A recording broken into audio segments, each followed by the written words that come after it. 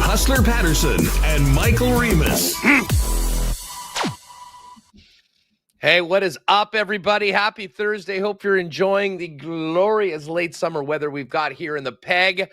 Welcome to Winnipeg Sports Talk. Andrew Paterson, Connor Hrabchak coming up with you. And we've got a big show today. We've got to get to Labor Day Classic, and we're going to head to Regina. Jamie Nye is going to join us for the latest on the Riders.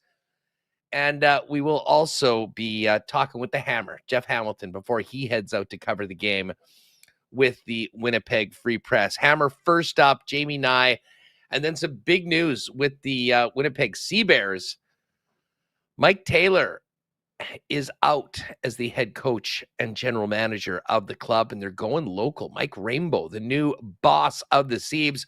Joey Slattery was down at the press conference today.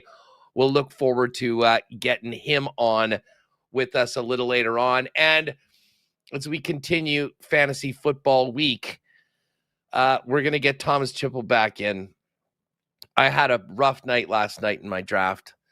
We're going to talk to him about scenarios that come in, how to handle maybe unexpected things that may occur in your draft, as well as if you're in just regular drafts, the difference in strategies from picking like at 1 or 12 as opposed to being right in the middle. So, and we'll probably ask him about some guys he's going to want to fade too.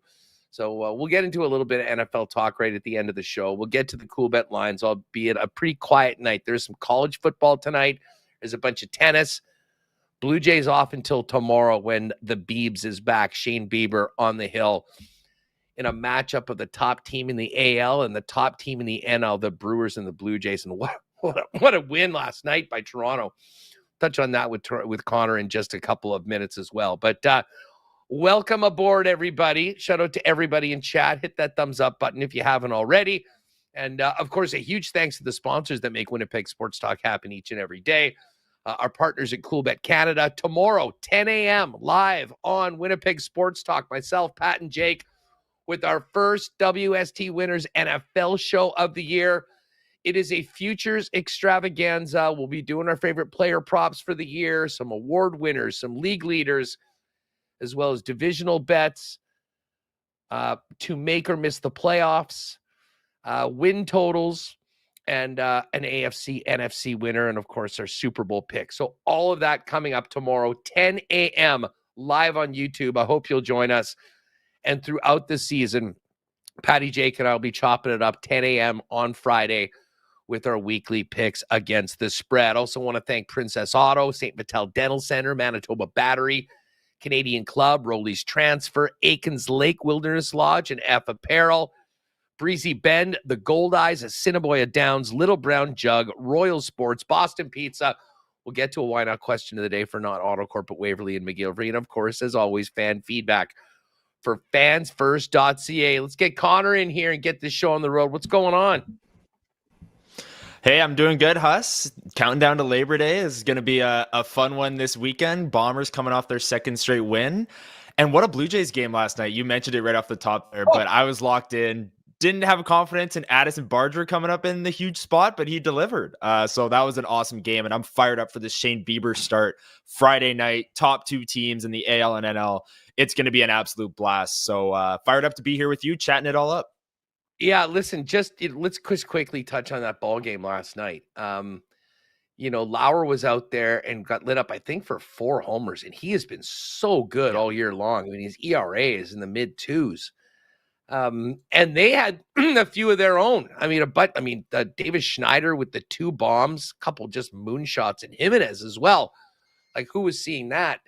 But man, like the way they played in the field for a good portion of that game reminded me of the New York Yankee blooper reel that we've seen quite a bit this season. But they came back, they hung in there, and then Barger, as you mentioned, who was in the midst of a 2 for 30 slump.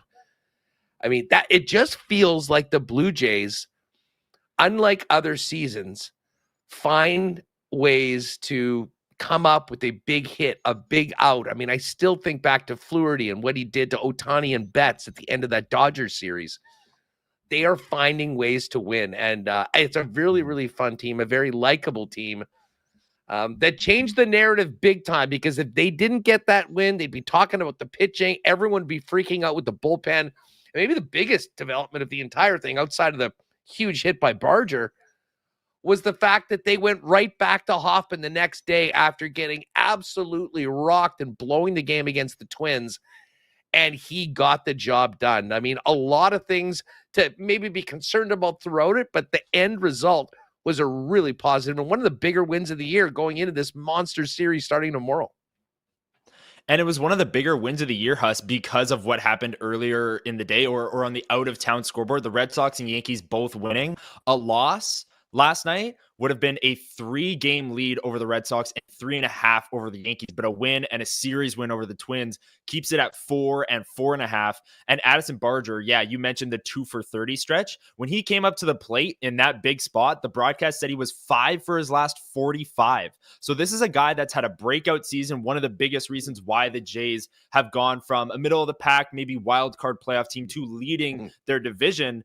And he's in a massive slump right now. And if you watch that at bat, I mean, he takes a massive hack at a slider that he's way in front of. And you're thinking, oh no, this guy's 5 for his last 45, not seeing it well, way in front of this slider. And then he crushes one. And honestly, I thought it was gone. It goes off the very, very top of the wall. And that must have felt so good for him to break that slump. Because we know Addison Barger. We've seen it all year. He's been a breakout player. He's been such a big part of this team. He knows he can do it. To get back to doing it in a big spot, and the same thing can be said for Jeff Hoffman. He's had some up and downs throughout the course of the season. The game the night before was a pretty brutal closing appearance for him, but to go the very next night and bounce back and go 3 up, 3 down in a 1-run game to close out a series, those two players specifically have to feel good for them and have to feel good about the Jays going into this big weekend series. Yeah, well, as I said, day off today, so I do wonder whether the fellas maybe hit the town last night with the day off, but they're going to need to be ready for the Milwaukee Brewers tomorrow. We'll certainly touch on that series on tomorrow's edition of Winnipeg Sports Talk. We are, of course, going to be getting into a lot of Labor Day talk, and we'll have Jeff Hamilton and Jamie Nye coming up before we sort of transition in the second hour of the program to the latest on the Seabears and some NFL talk. But we do, we don't have a ton of NHL news per se, but Connor, it does feel like we're getting closer to hockey season. We know Labor Day is coming up, training camp right around the corner, and now we're starting to get predictions. We're starting to get player ratings. Actually, I should mention, we just dropped a video going over the EA NHL 26 player ratings. We've got some more coming up tomorrow and into the weekend. But no surprise, our guy Connor Hrabchak is the number 1 goalie on the list. I would have had an organized public protest if it was anyone other than 37 getting the top rating in NHL 26 this year. You can't win MVP as the goalie or MVP of the league as a goalie and not be the top rated goalie, let alone, back-to-back Vezinas and everything that Connor Hrabchak achieved this past season. So he absolutely needed to be the number 1 goalie. I believe he's been up there or at least top 3 the last number of seasons, but to be standing alone at the top, well-deserved for Connor Hrabchak, who's coming off a Hart Trophy, Vezina Trophy winning season. He absolutely should be the number 1 rated goalie in Chell. And he's bailed me out a few times when playing Chell over the last number of years, Huss, using the Jets in the online head-to-head. Sometimes I'm getting shelled, and Connor Hrabchak's there making a ton of great saves, makes me look good in the video game, makes the Jets look good on the ice too. So well-deserved for Hrabchak. That sounds about right. If it's in the game, it's in the game, because not as much last year. I mean, the team did really take a step forward playing in front of him, but Connor Hrabchak made his name and won his first Vezina by doing exactly that. As I said, and by the way, shout out to Remus. I see he popped into the chat. He's off today and tomorrow, although we did do a bunch of work this morning, and he's just popping in to make sure everything's going well. So enjoy the afternoon, dude. He did a great job at editing those pieces, and we'll put them up. We've got the Jets ratings coming up as well as going over the defense. A lot of Jets with actually some nice ratings, to be honest. I mean, I think I haven't really compared them around the league to the rest of teams' top 10. But hey, you win the President's Trophy. A lot of guys had career years. This should be a good year for Jet fans to pick up NHL 26. But I want to get to, Your buddy Jay Fresh and his NHL predictions for this year. Now, Jay Fresh, one of these guys that has analytics models, does a lot of real good work, is a real fun follow on hockey Twitter, throughout the year. The last few seasons, Connor, his model, maybe last year notwithstanding, but the 2 previous years, to the point where I remember him saying, I don't know what to tell you, my model is broken, because he kept ranking the Winnipeg Jets right up near the top, if not the top team in the National Hockey League. And that was the 2 previous years. Came back off of it last year, ironically, in the year that they actually did win the President's Trophy. Yeah, so I saw his predictions, and we'll get into them in just a second here, but I went back and looked. 2 years ago, the year the Jets had 110 points and got bounced in 5 to the Colorado Avalanche, that was the year that he was adamant, or the model was adamant, that the Winnipeg Jets would be one of the top teams in the Central, and they were. They were 2nd in the Central, 4th in the NHL, so he was pretty correct with that assessment that season as well. We saw how the playoffs went, and obviously he's not predicting the playoffs, but in terms of regular season predictions, he was pretty bang on with that one. Then this past year took a bit of a step back. I believe he projected them as a high 90 point team, somewhere in the 98 to 100 range. Obviously the Jets won the President's Trophy, so he's a little bit more off there, but still predicted them as a playoff team and one of the better ones in the Central. And now this year, we can get into the predictions here, but he has the Jets as a 93-point team, as the 8th seed in the Central Division. So he's still projecting them to make a playoff appearance. And I will say, you have to take into account the context of what the analytical model is looking at. What does the analytical model value Jonathan Toews as? Because we talk every day about the unknown. Is he, going to be a second-line center? Is he going to be an upgrade on Vlad? Is he going to be a fourth-line center? I think the analytical model is also taking that into account, that there's a bit of an unknown there when it comes to Jonathan Toews. And then you take the loss of Nikolai Ehlers, maybe some shooting regression, maybe a little bit of goalie regression from MVP level to maybe just Vezina contender level. I can see why an analytical model would spit out the Jets as a fringe playoff team, even though I think they're a little bit better than that, Huss. This is getting, they're still talking about their goalie rankings in the chat. Remus is coming with some full philosophical takes. There's a lot of funny things going on, but as they say, the player ratings are one thing, and the players do, you don't want to be that guy that gets the terrible rating on your team. You're going to get bugged by your buddies. There'll be a lot of people that be on it. There's a level of personal pride. But as far as this goes, I do now listen, they're going to hit on some of these teams. They're going to whiff big time on some of these teams. But it is interesting just, before this season to see where a guy that has been pretty good over the last number of seasons has it. Adam, if you want to pull this up, let's take a look at the Central Division rankings right now. And this is, again, just a statistical analytical model from Jay Fresh, who has the Dallas Stars being the number 1 team in the West, the number 1 team overall, winning the President's Trophy by 1 over the Vegas Golden Knights at 108. The Colorado Avalanche second at 104. To me, what's interesting, Connor, is the fact that the 3rd place team is Utah. And that's the one big mover. The Utah, what do they call the Mammoth? That's right. They are the Mammoth now. I was going to call them the Yetis, the artists formerly known as the Arizona Coyotes. They've kind of been close to the playoff line a couple times in the last 5 seasons, but have never really had a legitimate opportunity kind of in April of getting into the playoffs. But man, they've got a ton of young players. They've made some moves in the offseason. And the model says that Utah will be right there. Now, the Jets are a playoff team, but 93 points, which is a big, big drop-off from where they were at last year. Now, I don't know about you. I think everyone expects some regression. To win back-to-back President's Trophies, never mind the Presidents, just to win the Central Division back-to-back is an incredibly tall order. The goal at the start of the year is to make sure that you are in. I will say this, though, popping in with 93 points, pretty razor-thin margin, 1 point over Minnesota. To make the playoffs, I still think the number's going to be more than 93. I mean, I think 97, 98 points is probably going to be that barrier.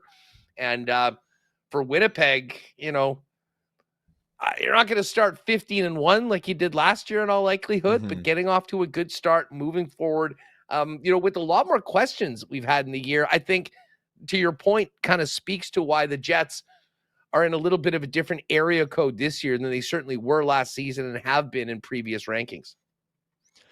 Yeah, Utah is interesting to me as well, and I'll get into them in a second. But again, you can see, you and I, Huss, can both agree. I think we're expecting a little bit of regression from this Winnipeg Jets team with the loss of Nikolai Ehlers and the unknowns of really the middle six in general with Taves and Lowry, who, while skating, is a very good sign. We don't know if he's going to be ready for the start of the regular season or how long he'll be out for. And really just the question marks in the entire bottom nine of the forward core. They are returning the entire same defense core, all 8 or 9 defensemen that were in that defense core last season, the same MVP goaltender. That keeps them in the playoffs. I don't see them as a 93-point team. We'll fully dive into, season predictions over the next couple of weeks. I see them closer to, maybe 100, 104, where Colorado's at in this projection. Utah, for me, is interesting. And if you go back on WST Sunday Live last year, I projected Utah to be a wild card team last season. And I think I'm going to go right back to it this year. I haven't fully, I'm not fully planting my flag quite yet. But last year, Mikhail Sergachev, John Marino, and Sean Durzi all missed significant time with injury. Those are their top 3 defensemen. They traded Kesselring for JJ Peterka in the offseason as well. And their top 6 is just loaded. I mean, Keller, Cooley, Gunther, Schmaltz, Peterka. They have a ton of talent on that team. They still have questions in net.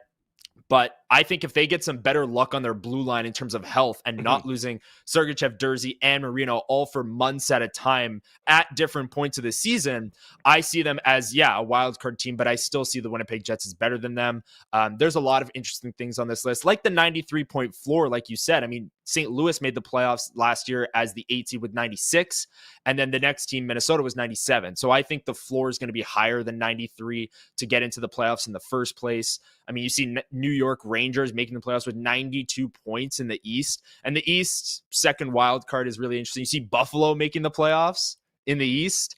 There's a lot of interesting projections on this chart. So it's good offseason discussion and season preview discussion, though. Yeah, no, listen, I mean, it is fun, and we'll kind of really dive into more of the Central Division and the landscape of it going through. I'm just pulling up GoalBet and looking at the, what the odds makers have as the over-under on point totals for the season. And the Jets are at 97.5. And, to me, that 97, 98 points is probably, I think that's a pretty solid number. And I think that's basically the threshold of being in the playoffs. Now, that might get you the 7th seed, the 6th seed. It might be a wild card. It might be good for 3rd in the division, but you should be safe. But I'm not sure that you could say, oh, you're going to get 93, 94 points and think that you're going to be in. Because when you look at these, it's got Minnesota missing at 92. There's another team right there. One win goes the other way and boom, you're done. And then St. Louis is at 87. Nashville's at 87. I'm not sure whether I expect a big bounce back from Nashville, but no one could have imagined them being as bad as they were last year. So where do they move on from here? St. Louis, I think they feel like they're on the verge of taking another step forward with, a young core. They did make some moves in the offseason. And then obviously Chicago still down there at the bottom.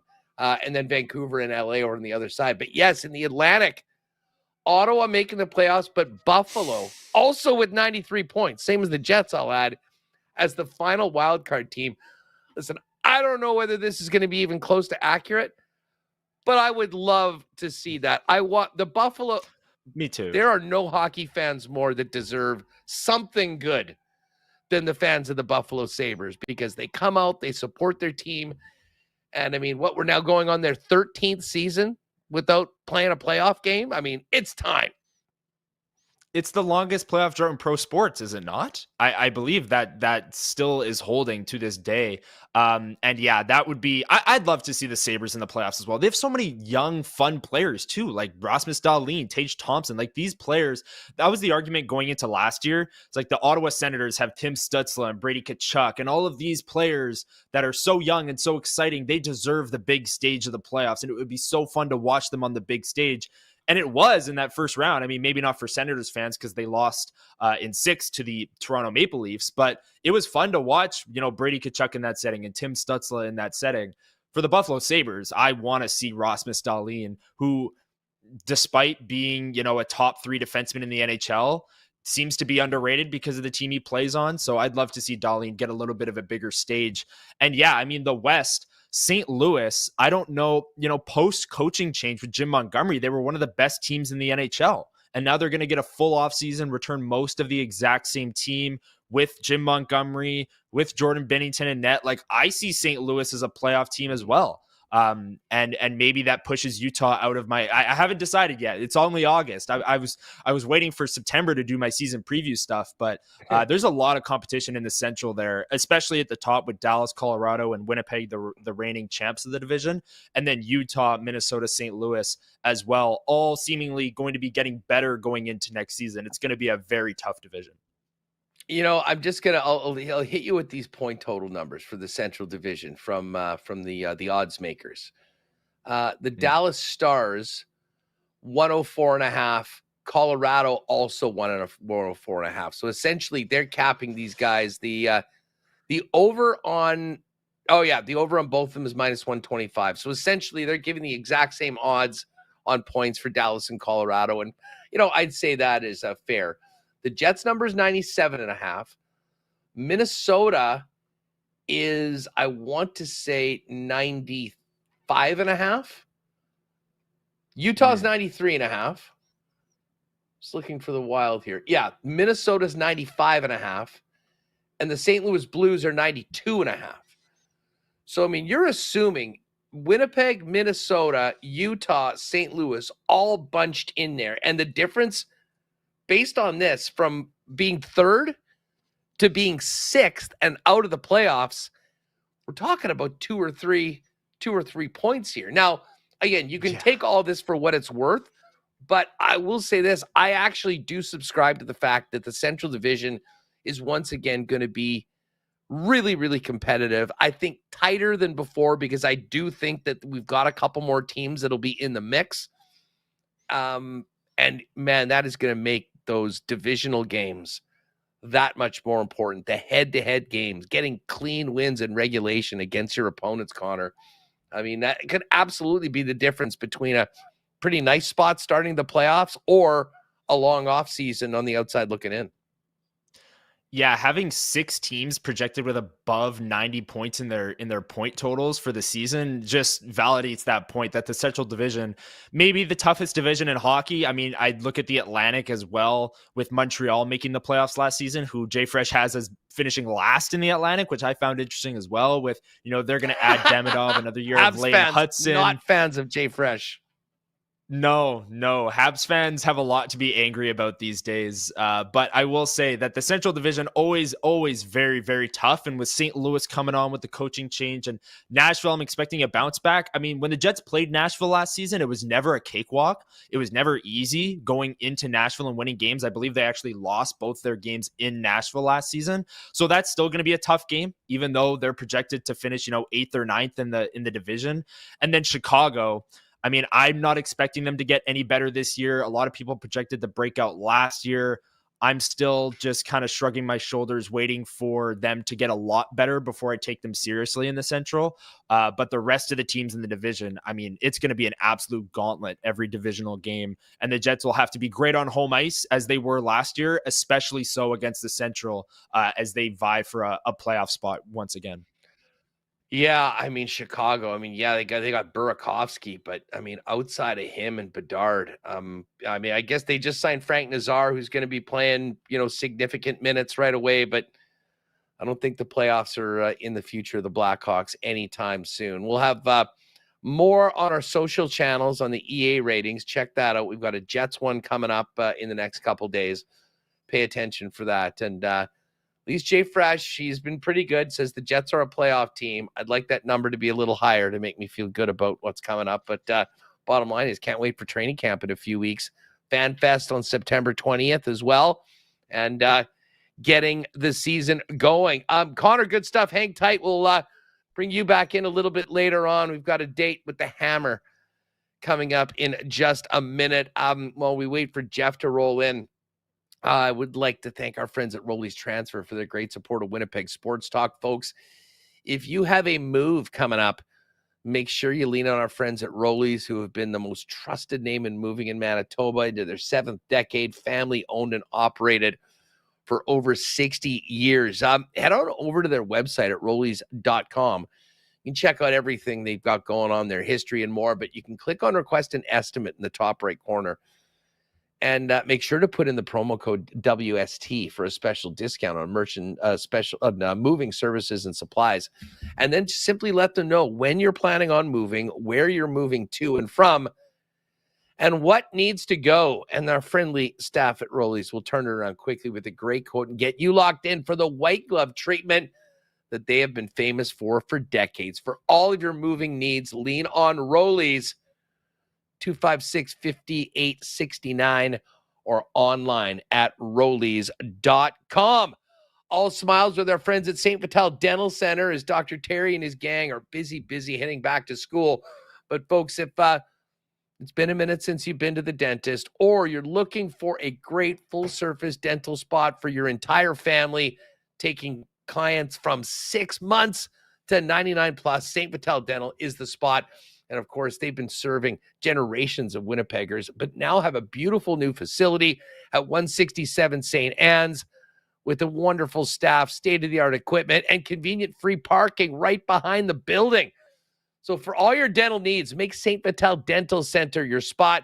Dr. Terry and the gang are waiting for you. Go online to stvitaldental.ca to make an appointment today.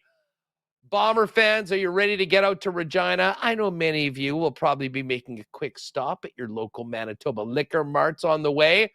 Well, make sure you grab, and you can see it right there on the screen, that Winnipeg Blue Bombers special edition labeled Canadian Club, Canada's original Canadian whiskey, the standard, and of course the official spirit of the Winnipeg Blue Bombers.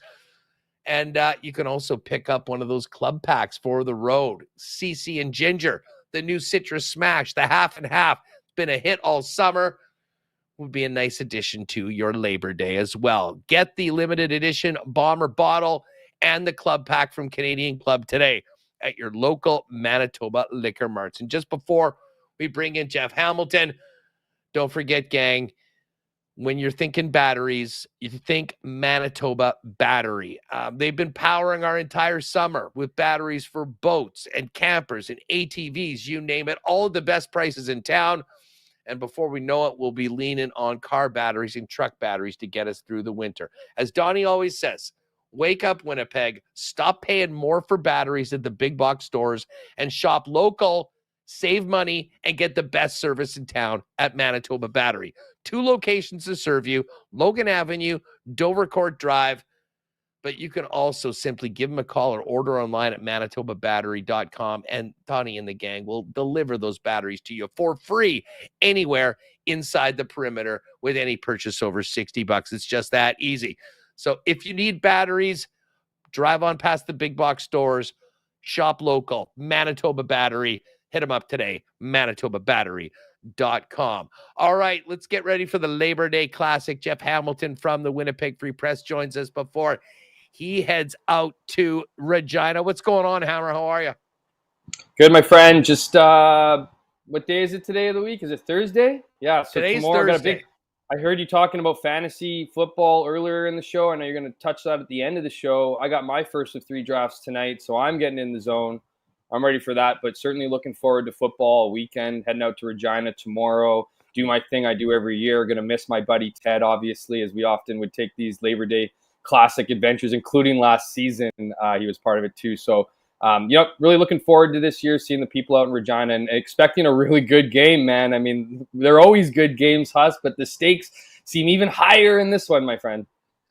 You know, they really do. And, you know, when you think about it's such a weird. I got my mic now, Huss, just to be clear, in case that was an issue. Perfect. No, you're sounding fine. It's so weird when you think about the Bombers at this point this season, because I still look at this team and look at the body of work and, you know, have some concerns. I'm kind of nervous. Will the defense be able to hang and the offense get it done? And they're sitting here at 6-4. And then when you think about they're playing the Saskatchewan Roughriders, they haven't met yet this year. The Calgary Stampeders are 5-0 against these two teams. If you remove Calgary from the equation, which is obviously impossible to do in the West, but for the purpose of this conversation, the Riders are 8-0 and the Bombers are 6-1 against teams not named the Calgary Stampeders. So the body of work of all those other games, I think, has been overall quite good. There have been some games where they've found a way to win. Other times they've looked great. They're trending, hopefully, in a positive direction coming out of this one. But it still seems like they're off. But, man, at this time last year, heading to the game, this team was 4-6 in the process of pulling them off the mat. It's very different, but in a lot of ways, it is sort of similar considering the circumstances for the Labor Day game this year.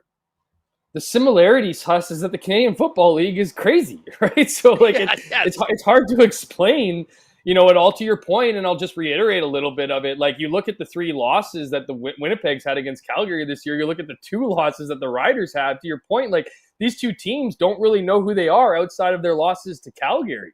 And so if you look at this whole situation, we're going to find out a lot about this team. When you add in the rivalry, the fact that records really don't matter in these games, it's even more perplexing to figure out what these teams are. But the reality is, to your point about Winnipeg, and I've said this, whether it's been about the Bombers or any other team in any other league, including the NHL, when we talk Jets and other clubs, this is a beauty opportunity for Winnipeg. It's a beauty opportunity to shift the entire narrative in a matter of 2 weeks, starting on Sunday at Mosaic Stadium and then returning for the rematch in the annual Banjo Bowl at Princess Auto Stadium. If you can get those 2 victories, and I'm not saying that is a big if, as not an easy challenge ahead for the Winnipeg, but if they can do that, depending on what Calgary does over these next couple weeks, they could leapfrog into first place. So we could be having much different conversations in 2 weeks' time. Now, again, is that going to be easy? Absolutely not. I think the Roughriders are a good team. They've been playing well. There's a reason why they only have 2 losses and both are to Calgary, because Calgary is also a legitimate team.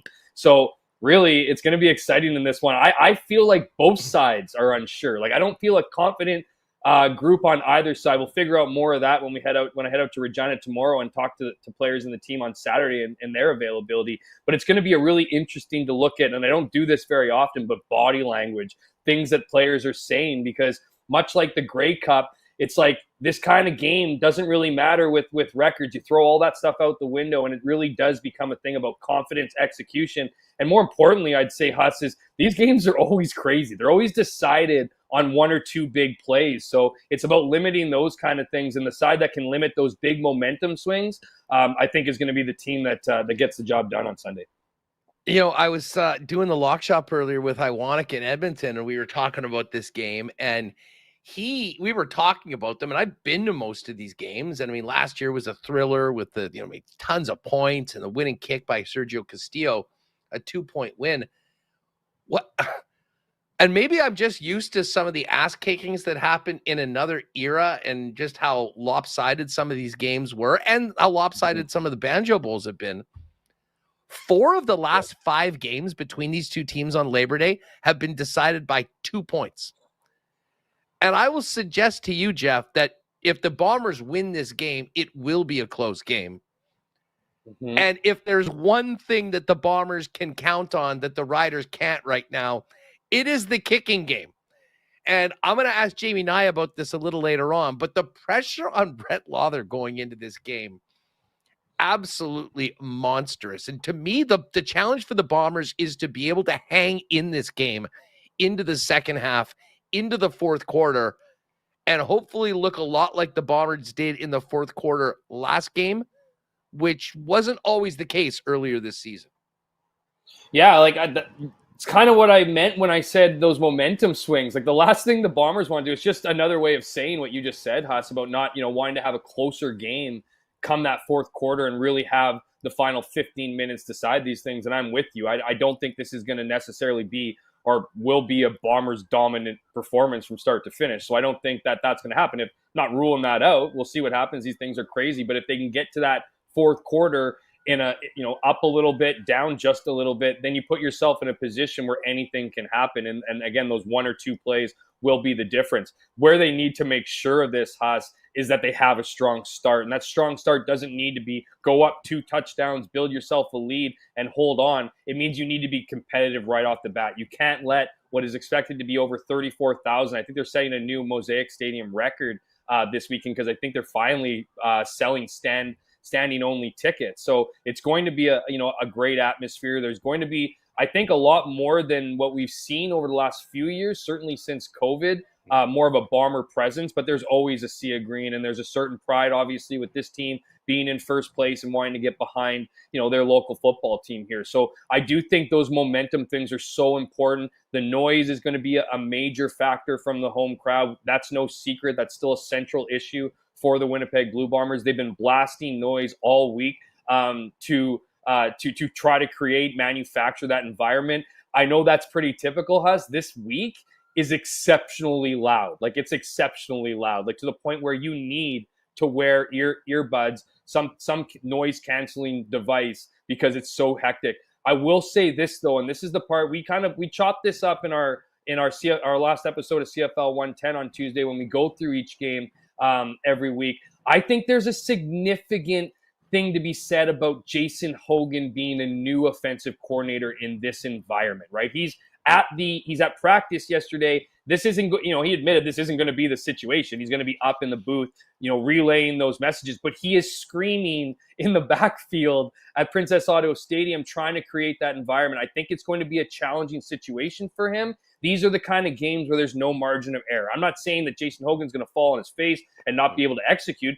He is able to execute. He just has to do it. And I think that's an interesting one. You mentioned Brett Lauther. We talked about that on CFL 110 too. He's apparently got some family news this weekend that's not being reported, but I don't think it's going to be affecting his availability in that game. You'll get more out of that, I imagine, from Jamie Nye. But, that is an interesting one. This guy's confident. Confidence is probably at an all-time low. Certainly his kicking percentage is at an all-time low. Can he rebound? And what, to your point, Haas, a lot of these games, you say the last X amount of games, you could probably go back in history and see a majority of these games go down to the finish. So I think, there's lots to think about in this one. But the thing that I just keep looking back at and certainly witnessing over the last 10 Labor Day classics I've been to is you can't make mistakes. Those teams that make mistakes are the ones that are going to be magnified in this game, and they're going to lead to losing games. So those 1, 2, maybe 3 plays are going to dictate the whole game. I'm kind of excited to figure out where and when they happen. Well, and you know what, Hammer? I mean, from a Bomber perspective, I would suggest that is certainly something that's been trending in a very positive direction. Limiting the turnovers. Listen, say what you will about the game last week. Zach was 27 of 31, and one of the incompletions was a drop by Corcoran. He basically had 3 legitimate incompletions, and he's going to need to be playing at that level. The biggest boost to Zach in the offense is going to be the return of Dalton Schoen and hopefully Nick Dembski. Just quickly, what's the latest on Dembski right now as we get closer to the weekend? Yeah, it's obvious. Dembski's in concussion protocol. He clearly, knocked his head. It's a head injury. The Bombers got a bit of luck here regarding that protocol, right? Because it takes an X amount of days you have to sit out. Well, the Bombers played last Thursday. They don't play till Sunday. So Nick would have, entered that protocol, spent the couple days, would have sat out Monday's practice, and then would have participated yesterday for a little bit. And then didn't participate. So it fits that schedule. Like, you sit out an X amount of days, you get back, you go through drills, you don't go through a full workout, you figure out the symptoms. So my I think it's favorable that Nick Dembski will play this week. But again, with concussions, you have to take them serious, obviously, and it's a day-to-day thing. You could wake up perfectly Tuesday morning, Wednesday morning, then Thursday you might have migraines, you might feel dizzy, and then all of a sudden, you kind of go back to it. So I think Nick Dembski, by the looks of it, is trending in that direction. I personally expect him to play. If he doesn't play, that's obviously it. But they need him. He always, obviously a former Rider himself. It feels so long ago now, obviously being a Winnipeg native here in Winnipeg's glory days. But, he's a big contributor. He was a big receiver when Dalton Schoen was out. It would be cruel poetry, if you will, if he was to exit the game just as Dalton Schoen appears to get ready to return. Yeah, well, listen, they need him. Jared Stearns is going to be out. So, it is going to be all hands on deck. They've signed the two new guys this week. Probably unlikely that they'd be playing right out of the gate, maybe potentially for the Banjo Bowl. But it's very clear. Nick Dembski's been arguably the MOP for the Bombers up until this point in the season. Dalton Schoen is so important when he's in the lineup, but we haven't seen a lot of him. And that could be a big difference maker. On the defensive side of the football, listen, the secondary is going to be up against it. I wouldn't be surprised to see a lot of Demario Houston. We've seen a lot of him in practice this week. I would expect that he gets an opportunity to show his worth right out of the gate in a very tough situation. But for me, Jeff, and I imagine both defensive coordinators are spending a lot of time looking at their opponents' games against Calgary and what the Calgary defense was able to do that no one else has been able to do to these teams. And I would suggest that the ability to get to the quarterback, Trevor Harris gets rid of the football so quickly. It's kind of amazing that Calgary was able to sack him 4 times the way they did last game. But the more I think about this is a Willie Jefferson game if there ever was one. He's a guy that's raised his level of play, especially in these games in the past, regardless of who he was playing for. Willie Jefferson has to be a beast and a big-time pain in the ass for the Rider offensive line and Trevor Harris if the Bomber defense are going to get the results that they're looking for. It's fitting that you mentioned the Calgary tape because I actually went around practice yesterday going, so have you watched your games or have you watched your last few games or to prepare for this one, or have you just watched Calgary's games against them to prepare, because they clearly have an answer for them. And I ended up getting a couple laughs. Yeah, we watched those two. We watched their last few games, but it was interesting to hear about what works for Calgary, what has worked for Calgary in those games. And you kind of get it a little bit from Jordan Younger's press conference when he talks about, in stopping Trevor Harris, right? Trevor Harris's big asset is his ability to read opposing defenses. Younger said yesterday he thinks he could coach defenses. That's how much experience he has, to the point where he could look at defenses and tell guys, hey, man, you need to be moving over 2 feet to the right. That's how smart he is. So it's all about disguising, creating looks for him. But the biggest takeaway I took from that press conference was you don't stop him from completing passes. You punish the receivers for doing it. And I think that's really what Calgary's done. They've been able to get the pressure. They've been forcing these 6, 7, 8 yard passes, and then they've delivered crushing hits on guys like Dante Myers, who aren't big players. And that's been Calgary's success. They've been coming downhill. They'll line up 10, 12, 13 yards. Maybe you'll see that here. Apparently, Zach doesn't get as much man-to-man coverage as they do zone. But Trevor Harris is a zone monster because of his ability to release so quickly. So man-to-man, because they release so quickly.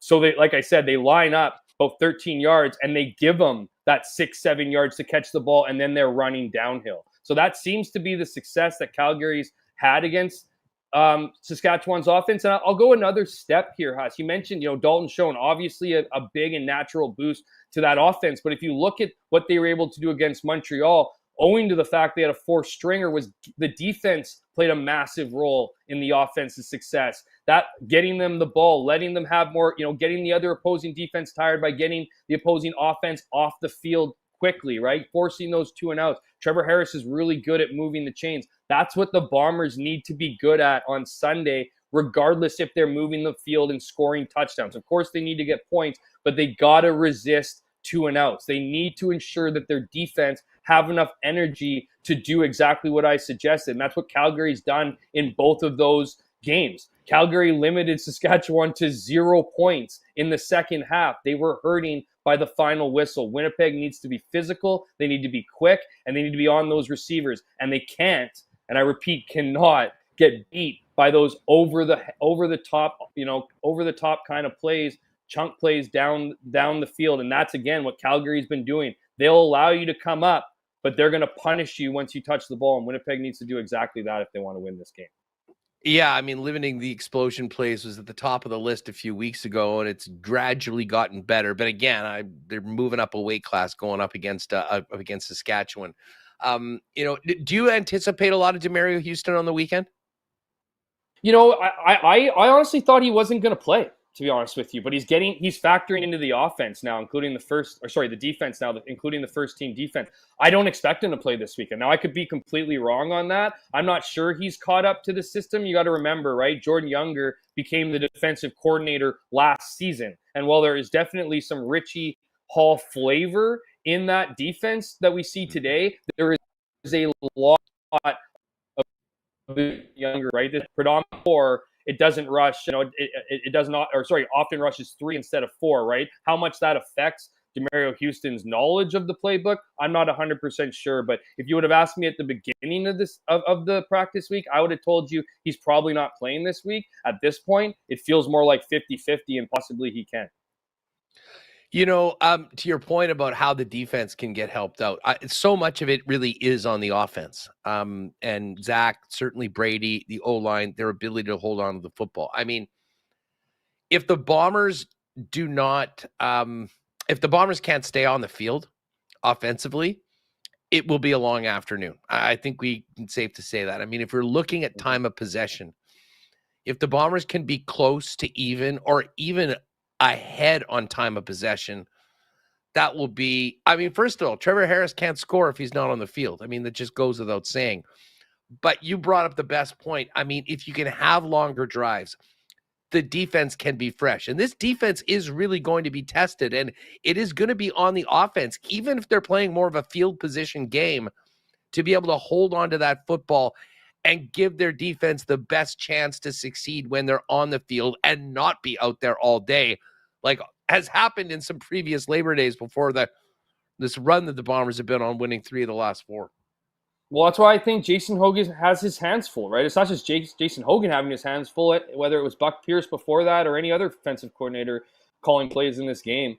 It's going to be a challenge. And, I think it's important, too, if you look at the game against Montreal, you have to establish that run game, right? You have to establish Brady Oliveira. And Brady Oliveira cannot be your leading receiver anymore. Like, you're not going to get away with some of the stuff you got away with against a Montreal team that, well, yes, they have a pretty good defense, a stingy defense, were not a good defense because they didn't have a good offense. So I think the Bombers really need to establish Brady. I'm not saying early and often per se, but that O-line needs to carry that momentum from last week into this week. They need to create those holes, open those holes, move the ball down the field, get into second and short. So Zach has lots of options, right? And that starts with it. That establishing that run is going to open those big shots. And that's what the Bombers need. That's the chess game that both offenses are going to try to figure out in this one. But it's so imperative to Winnipeg to be able to do that, to play punishing football, right? This is going to be a violent game. It's going to be an emotional game.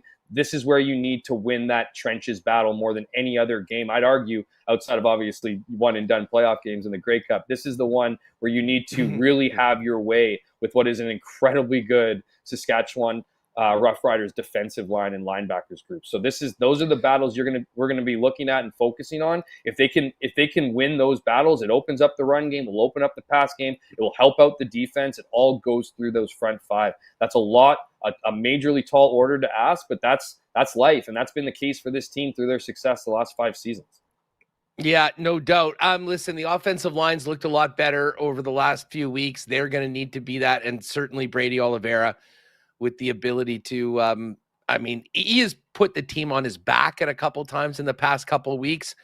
And I have no doubt that, he will be frothing at the mouth, getting out there ready to get that football. And I do wonder if they can get him the football 20 plus times.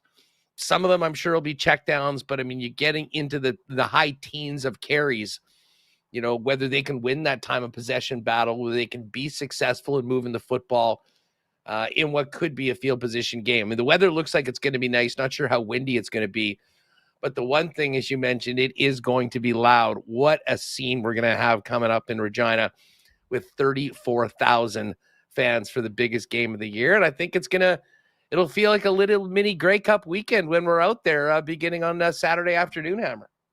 What I'm really looking to see how the Dalton Schoen effect plays out here, right? Because I do think it opens up opportunities for a guy like Nick Dembski, who, again, hopefully he's playing this weekend for Winnipeg, but has carried the load throughout Dalton Schoen's absence. A guy like Carrick Wheatfall, right? I mean, this is a guy that he's also had extra attention because Dalton Schoen's been out. So he frees up maybe a little bit and he can start getting into his rhythm. They need, Zach needs to get into that rhythm. He needs the time. And again, that starts with the run game and really just starts with the O-line being the catalyst. But, just the fact that we're just touching on all these different areas of the game, Huss, and all the different positions and how important each one will be, including special teams, just goes to show just how big the stakes are in this one and just how important it will be to get these 2 points for both teams. Everybody's got to step up. I know the fans we'll look forward to being there, and the team will be ready to go as well. But I know the Riders and their faithful are going to be good to go. It should be a good one. I know you got to run. Great to have you on the program as always. Folks, check out the latest edition of CFL 110 heading into Labor Day weekend. It's up now, available on the Winnipeg Sports Talk YouTube channel. Hammer, have a safe ride out there. We'll see you on Saturday in the Queen City. Sounds good, my friend. Safe travels to you and anybody else who's heading out there. Take care. Right on. There's Jeff Hamilton. He'll have coverage all weekend long in the Winnipeg Free Press on the Bombers and the Labor Day Classic. All right. We are going to go out to Regina in just a minute and connect with Jamie Nye for a little more on the game and what's happening on the home side of things. Before we do that, though, let me hit you with the why not question of the day for Not Autocorp at Waverly and McGillivray. We mentioned Dembski, Schoen, Caleros, Oliveira on the offensive side of the football. I mean, Willie J, Tony Jones. Here's the question for Not Autocorp today, the why not question of the day. What Bomber do you think can and will be the most impactful in a Bomber win? Or maybe to paraphrase it, for the Bombers to win, which Winnipeg Blue Bomber needs to step up the most? Let us know in the chat right now, right here if you're with us live.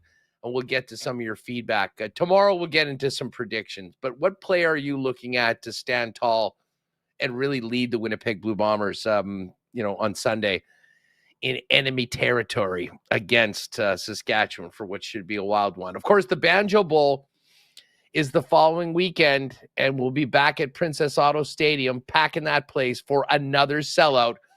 Of course, Princess Auto is a proud sponsor of the Bombers and their home Princess Auto Stadium, and a great supporter of ours for years here on Winnipeg Sports Talk. Headquartered and founded here in Winnipeg, Princess Auto is now coast to coast, but still doing it all right here out of the Peg. And, while we get out to Princess Auto Stadium, you can get into Princess Auto stores for the best deals on the most unique assortment of tools and equipment around. Everything you need to complete those projects on your list or start something new is at Princess Auto. Pop by and see them, Panet Road, Portage Avenue West, Brandon, or shop online 24/7, 365 over at princessauto.com. I know our friends at Aikens Lake Wilderness Lodge will be getting off the water and looking forward to the Labor Day Classic. Lots of big ones coming out of Aikens now that business is back after the timeout due to the wildfires this summer. If you're thinking about maybe still getting on the water this year, there is still time. Go to aikenslake.com for remaining availability into September for this season. And if you do that, tell them you heard about it on Winnipeg Sports Talk. They'll hook you up with a 10% discount. Also booking well into 2026 right now. So if you're looking for that world-class fly-in fishing experience where you can be on the water in less than 2 hours from the city of Winnipeg, go to Aikens right now and check them out on their socials at Aikens Lake for more great pics and the vibe of, one of my favorite places on earth. Just before we head out to Regina, guys, fall is just around the corner, sooner than we want, but here it is. If you need to up your menswear game heading into the new season, get on down to F Apparel, 190 Smith Street, the number one spot for custom men's clothing in town, including custom suits starting at $400, chinos, golf pants, custom shirts, both tucked and untucked styles, and the biggest and best selection of menswear accessories in the city. If you are getting married, make sure to talk to the guys about a special discount for the wedding party when you get your suits for the big day. They'll hook you up big time. Find out more online at that's EPH Apparel. And of course, you can also book yourself in for a fitting online as well. All right, Joey Slattery still to come. Thomas Tipple with a little bit of NFL fantasy talk. But let's continue our Labor Day conversation right now and head out to Regina for Jamie Nye, the Green Zone. All right, let's head to Regina right now and get the home side of things for the upcoming Labor Day Classic. Our good friend Jamie Nye, the host of the Green Zone, which you can hear in the afternoons, 2 to 6 local, 3 to 7 Manitoba time on 980 CJME and 650 CKOM. Jamie, what's going on? Biggest weekend of the year in the regular season. How are you? Love it. Can't wait for the Winnipeg Brigade to head on over to Regina. You know what it's like on Saturday night. We'll probably be hanging out on the streets of Regina Saturday night, Hustlers. So I can't wait for it. Wouldn't have it any other way. It is, we've been talking all week about, the game itself, but also there's so much that goes into this. And, listen, for CFL fans, it is sort of like a mini Grey Cup that you can count on each and every year. And of course, the home and home series between these two teams is just taking it up to another level with the growth of the Banjo Bowl. But I would imagine, Jamie, that there's been some pretty fired up Rider fans on the lines of the Green Zone so far in this season. I mean, an 8-2 start. We'll get to Calgary and the problems that they've been for both of these teams right now. But, so far, so good for Saskatchewan. 10 games in on top of the West. This last week notwithstanding, it's been a hell of a start to the year for the Green. Yeah, absolutely. Like you said, outside of Calgary Stampeders, these are two teams that are dominating, right, with the Bombers and the Saskatchewan Roughriders. So the Rider fans are revved up. They're starting to think about booking hotel rooms in Winnipeg in November and taking over that city like Winnipeg took over Regina for the 2022 Grey Cup. Like that is where Rider Nation's at right now, is this team is good enough to get there. And those are now the expectations of Corey Mace. After a little bit of a topsy-turvy first year under Corey Mace, he really was able to attack this offseason with Jeremy O'Day and tinker with the lineup that they had, make some improvements in places, and really get deeper. And that has been a big, big factor with the Roughriders, is their depth. Like, they're without Sam Emilus and Kean Schaefer-Baker, and you wouldn't even notice the way Trevor Harris is spinning the ball this season, because he's made Keyshawn Johnson and Dante Myers into young budding stars. Like Joe Robustelli is making big catches. So, and the news just came down that Joe is coming back from the National Football League to Saskatchewan probably next week. But I bet you he's going to be at the Labor Day Classic, to be quite honest, not playing, but probably sparking the crowd. So all of a sudden, the Roughriders in the back half of the season, when Emilus and Kean Schaefer-Baker come back, look even more dangerous than they are right now. Last year was such an interesting year for the Riders, in that they started off 4-0 when the Bombers were 0-4 and everything was topsy-turvy. But then they went like almost 2 months without winning a football game, and then got back at it, finished strong, and were, a threat in the playoffs. What's been the key to the consistency of the Riders so far this year, that they haven't fallen off from the way that they started?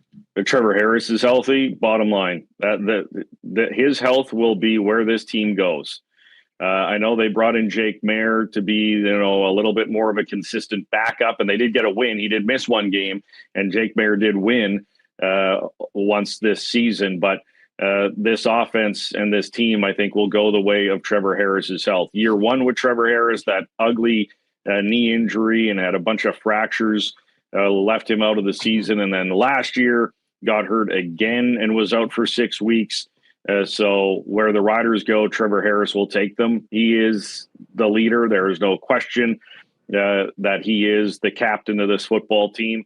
And when he's on the field, the offense is humming. His passer efficiency is unreal right now, as well as his accuracy. What's interesting about Harris, Jamie, is that even going into last season, it seemed like Trevor Harris was a bit of a stopgap. I mean, we'll have this veteran come in here. Hopefully he can keep the team competitive and, we'll look at a younger quarterback or move on. And, age be damned. He's just simply said, go ahead, find a guy better than me. And there hasn't been many of them in the Canadian Football League anywhere. Yeah, it's interesting to watch this play out because he signed that 2-year deal initially. Okay. And it felt like, okay, then they're going to go find a guy and replace Trevor Harris and move on. And of course, he gets injured. And then last year, he takes them to the West Final. And in this offseason, it was like, okay, Trevor Harris was still the best quarterback available to come back, and he was still interested to play. But he was upfront and honest. I was in the room after that West Final loss, or I guess garbage bag day, when he said, if this team believes there's a better quarterback than me, I will step away and step aside.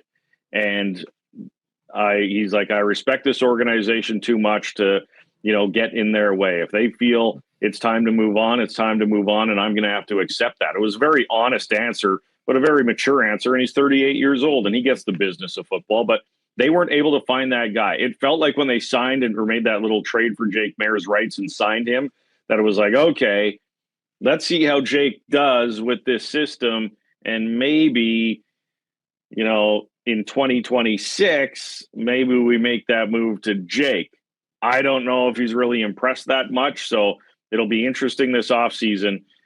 They don't have a quarterback signed for 2026 right now. Trevor Harris and Jake Mayer are both on 1-year deals. So it might be like the 4-stringer Jack Cohn, who might have more of a line, but we've barely seen anything from that kid.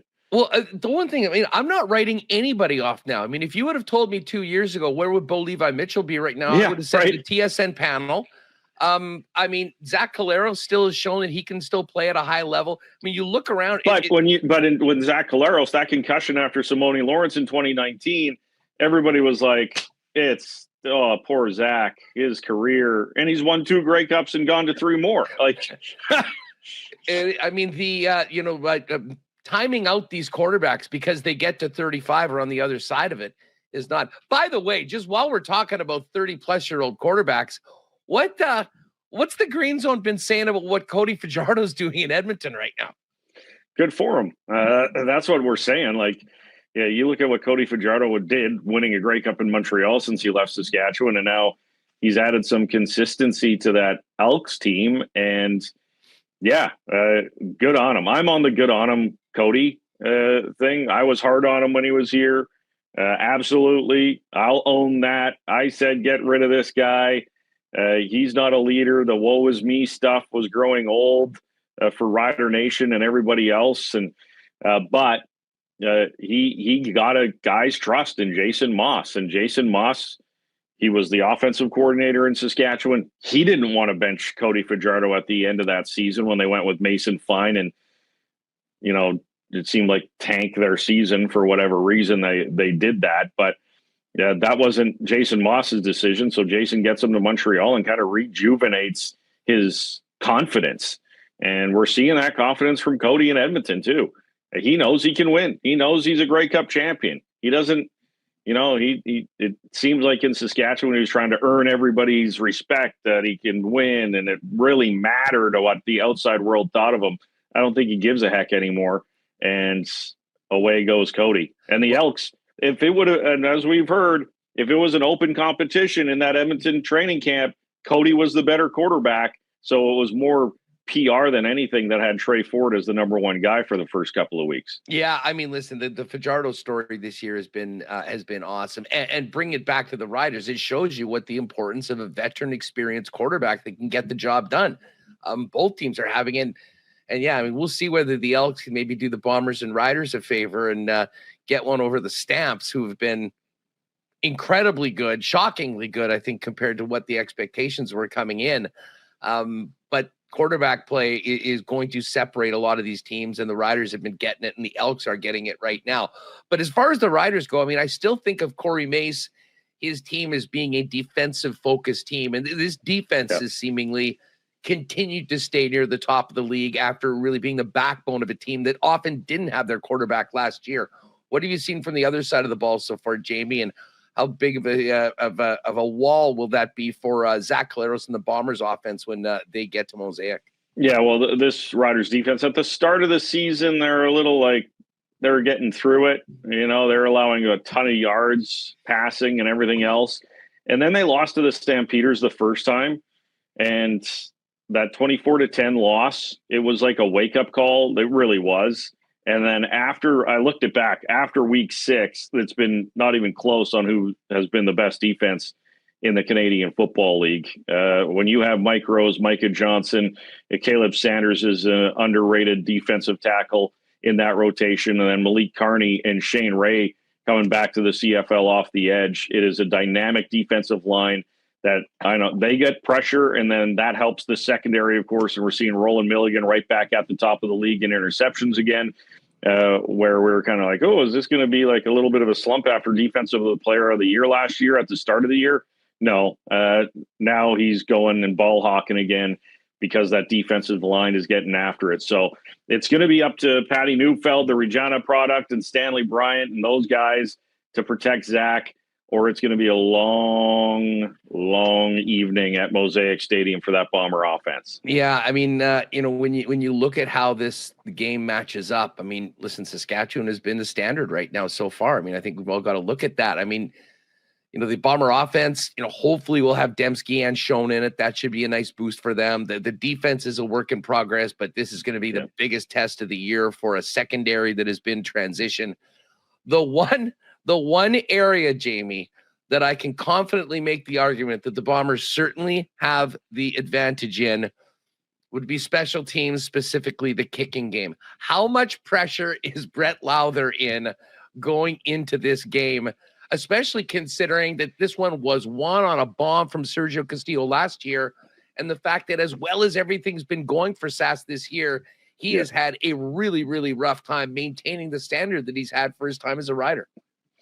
Well, with Brett Lowther, it feels like it's getting close to the last chance for him. Like he's 64% field goals, back-to-back games. Last week and the week before missed 28-yard field goals. And we've been trying to get to the ball. Like, is it the holder? He got a new holder this year, the new punter, Joe Couch. There's been at least 2 or 3 times where we've seen laces when Brett's trying to kick a field goal. So we're like, is it the holder's not doing it? Brett doesn't want to throw him under the bus. So he's like, no, it's not the holder. The special teams coach has nothing to do with the holder. Brett's just got to make these kicks. So, he missed practice on day 1 for personal reason. So we'll see what that looks like this week. Corey May said as long as the personal issue doesn't keep him from playing, he's going to kick this weekend is what it sounds like. But they did bring in Campbell Fair, who's jumped around a little bit. He was drafted by Calgary. He tried out for Edmonton. He's been in Saskatchewan, kind of like Brett Lowther's early part of his career. It took him a while to finally, land a job. So he's been kicking well at practice. Campbell Fair has, so we'll see what it is. But it's time. Mm-hmm. And it was about this time last year, Brett Lowther struggled again at the start of the season and then made like 22 consecutive kicks.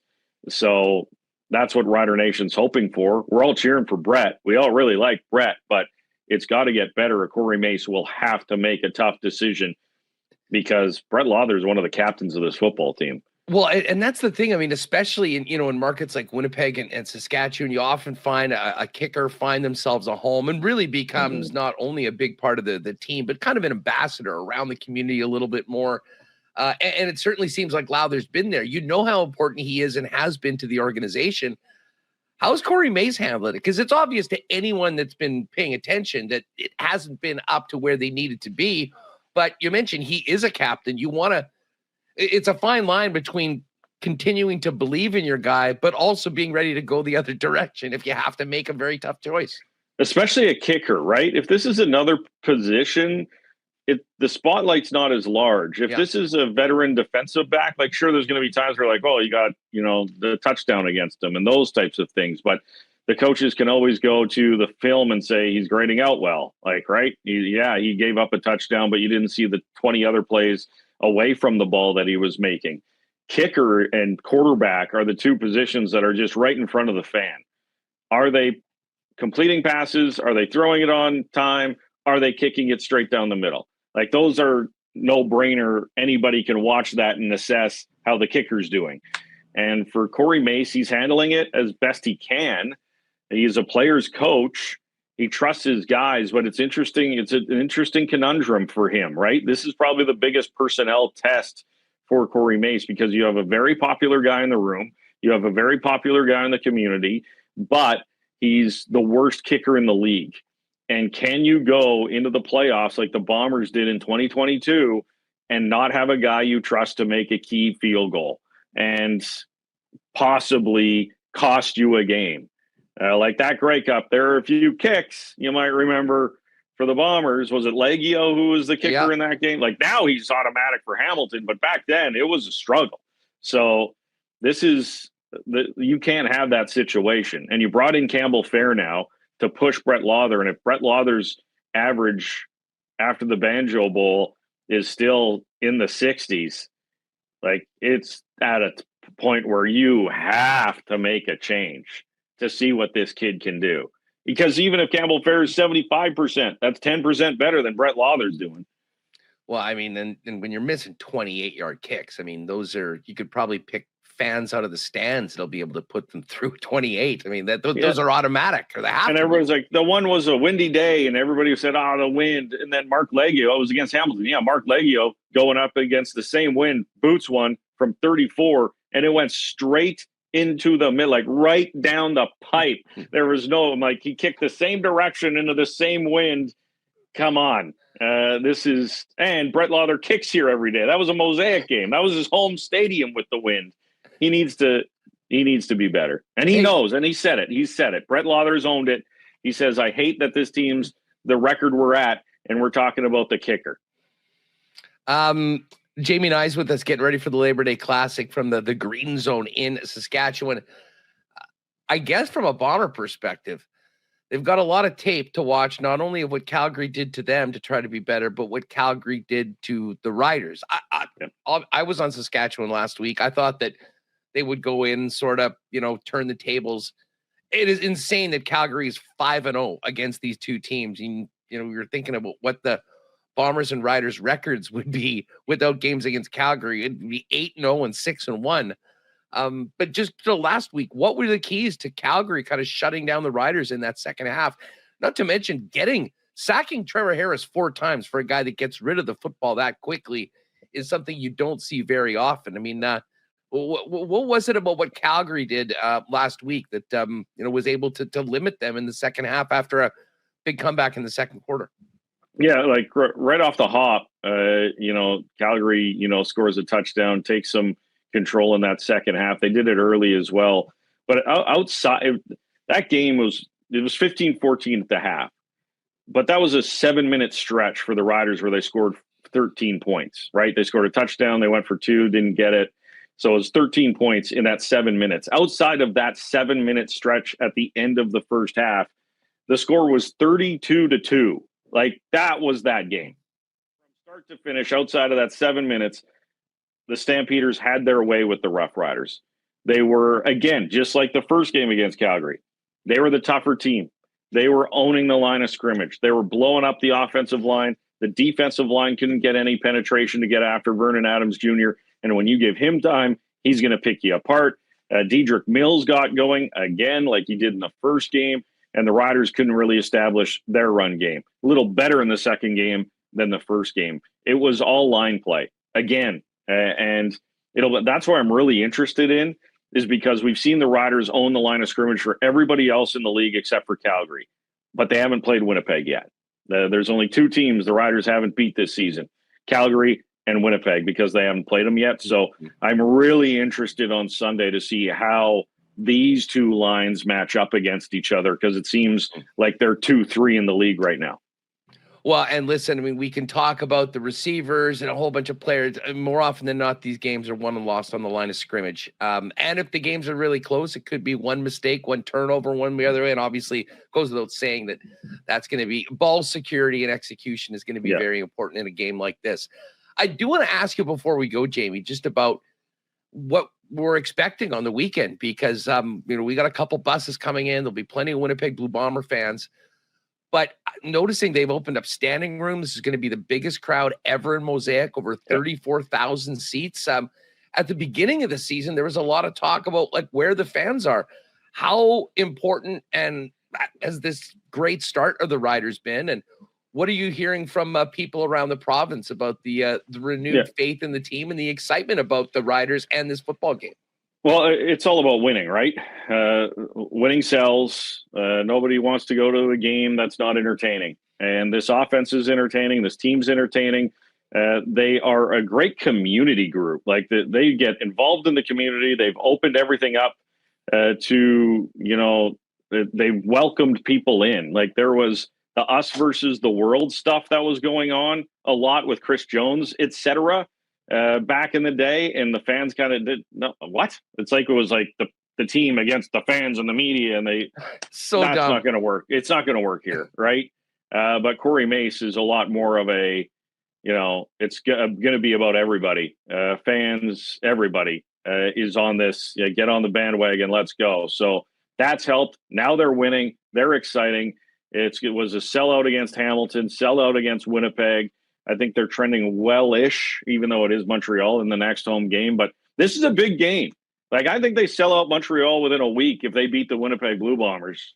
It's going to be standing room only. But if, the Bombers come in here and own them again, I think that's going to have a soften it a little bit. Because the assumption is they're going to go to Winnipeg and lose the Banjo Bowl. And then the Bombers will be in second place and the Riders will be in third. So, I think this has a lot of on-field standing implications and a little bit of how much momentum they can carry in with the fan base into the back half of the season. Well, they've always said in the CFL, the league doesn't, the season doesn't start until Labor Day. With the earlier start, I'll say maybe August long weekend right now, but make no mistake about it. For the West, the landscape of the Western Division, considering what Calgary has done so far this year, 5-0 against these teams. Yeah. These two games are going to be incredibly pivotal. The Bombers need it more than the Riders do, just considering where their standing is right now.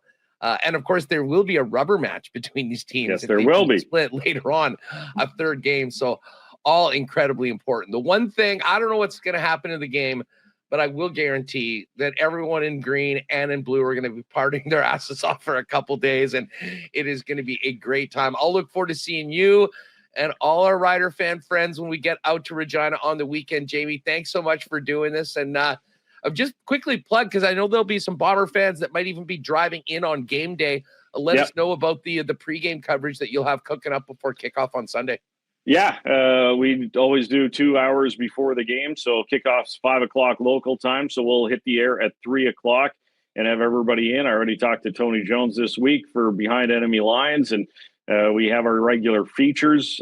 Belton Johnson, former offensive lineman. We have a fun cooking feature with him on our pregame show because he is a barbecue guy. So he does tailgating tips with us, and he's going to make you hungry if you're listening to his tailgating tip on the pregame show. And then we do 2 hours post-game. So if the Bombers win, yes, I imagine a few of your viewers might give us a call. Yeah, might give us a call to give a little trash talk after the game.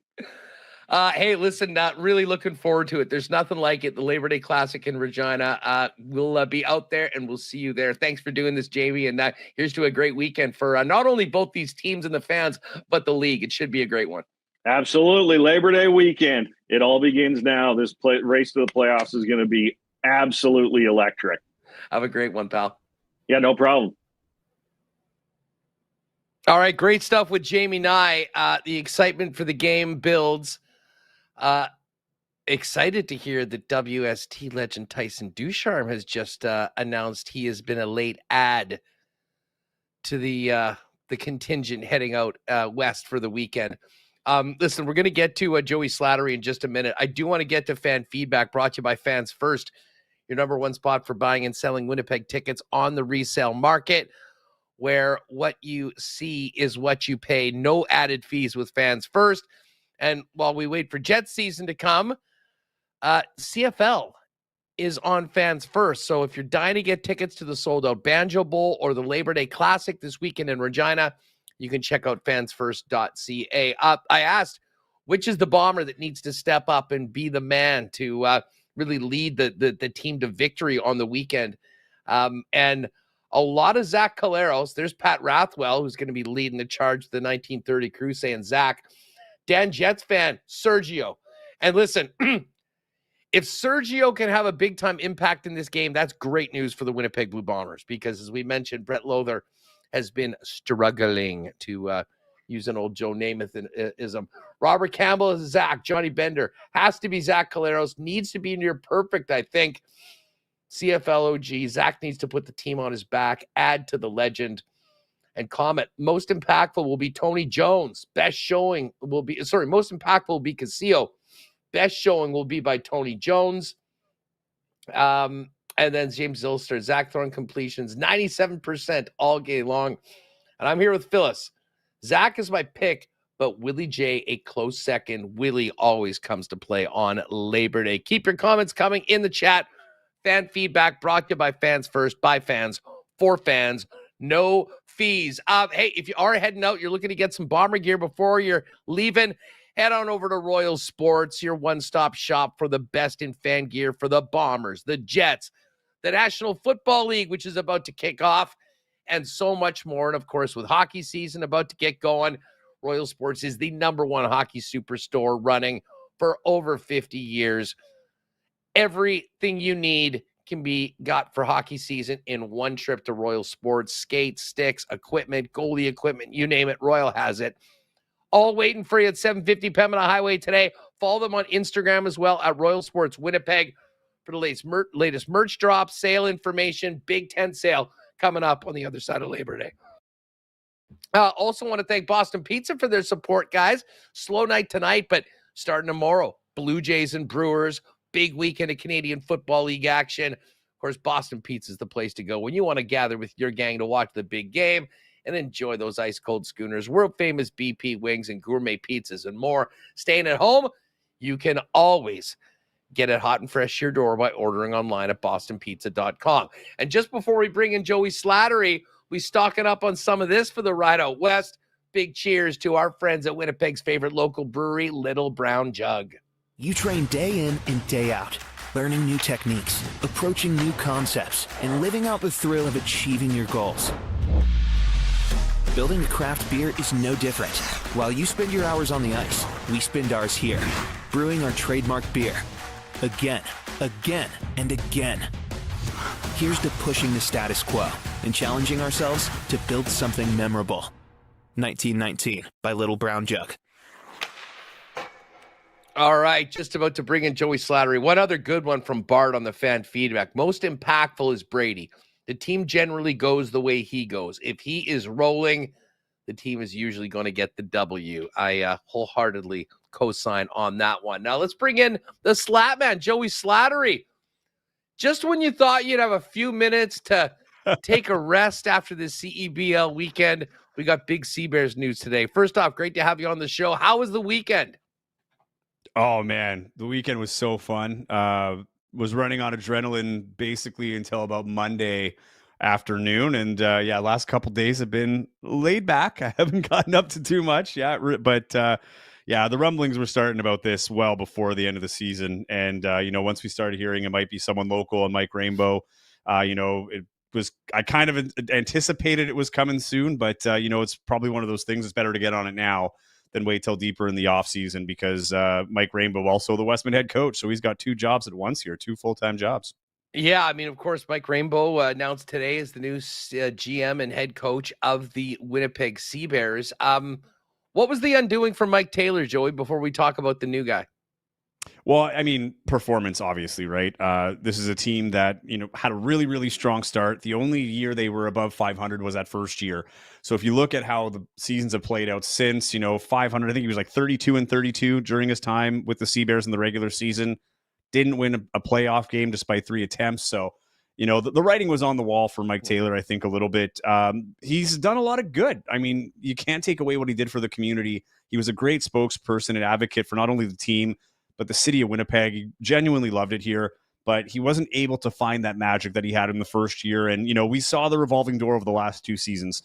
It just seemed he was unable to get continuity with the team, with the rosters, and looking around at other teams in the league that have been strong, consistently strong, and in the playoffs, particularly in the West, have Canadian coaches, that are from the city and are building those cultures, right? And then you can even go over to Niagara with Vic Razzo. They've just won back-to-back titles.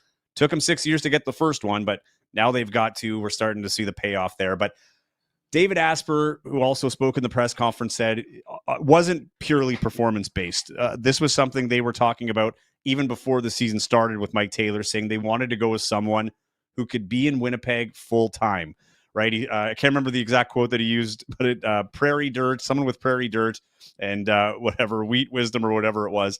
But talking about someone who understands what it is to be Manitoban, what it is to live here, and that's something they're trying to build with their culture. So it might not have been a full surprise, but I do have my reservations with it because Mike Taylor, at the end of his post-game press conference, his last one with the Sea Bears, he talked about how he was committed and he wanted to stay here and to be a conversation they would have at a later date. Well, that later date came very soon.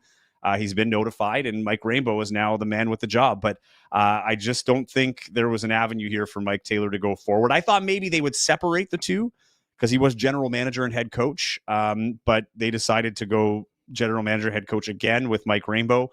But, Mike Taylor will land on his feet. I think he is a good coach. I think he just had a hard time getting what he wanted to employ here employed with the teams that he had. And now it's a fresh beginning. A new era starts today.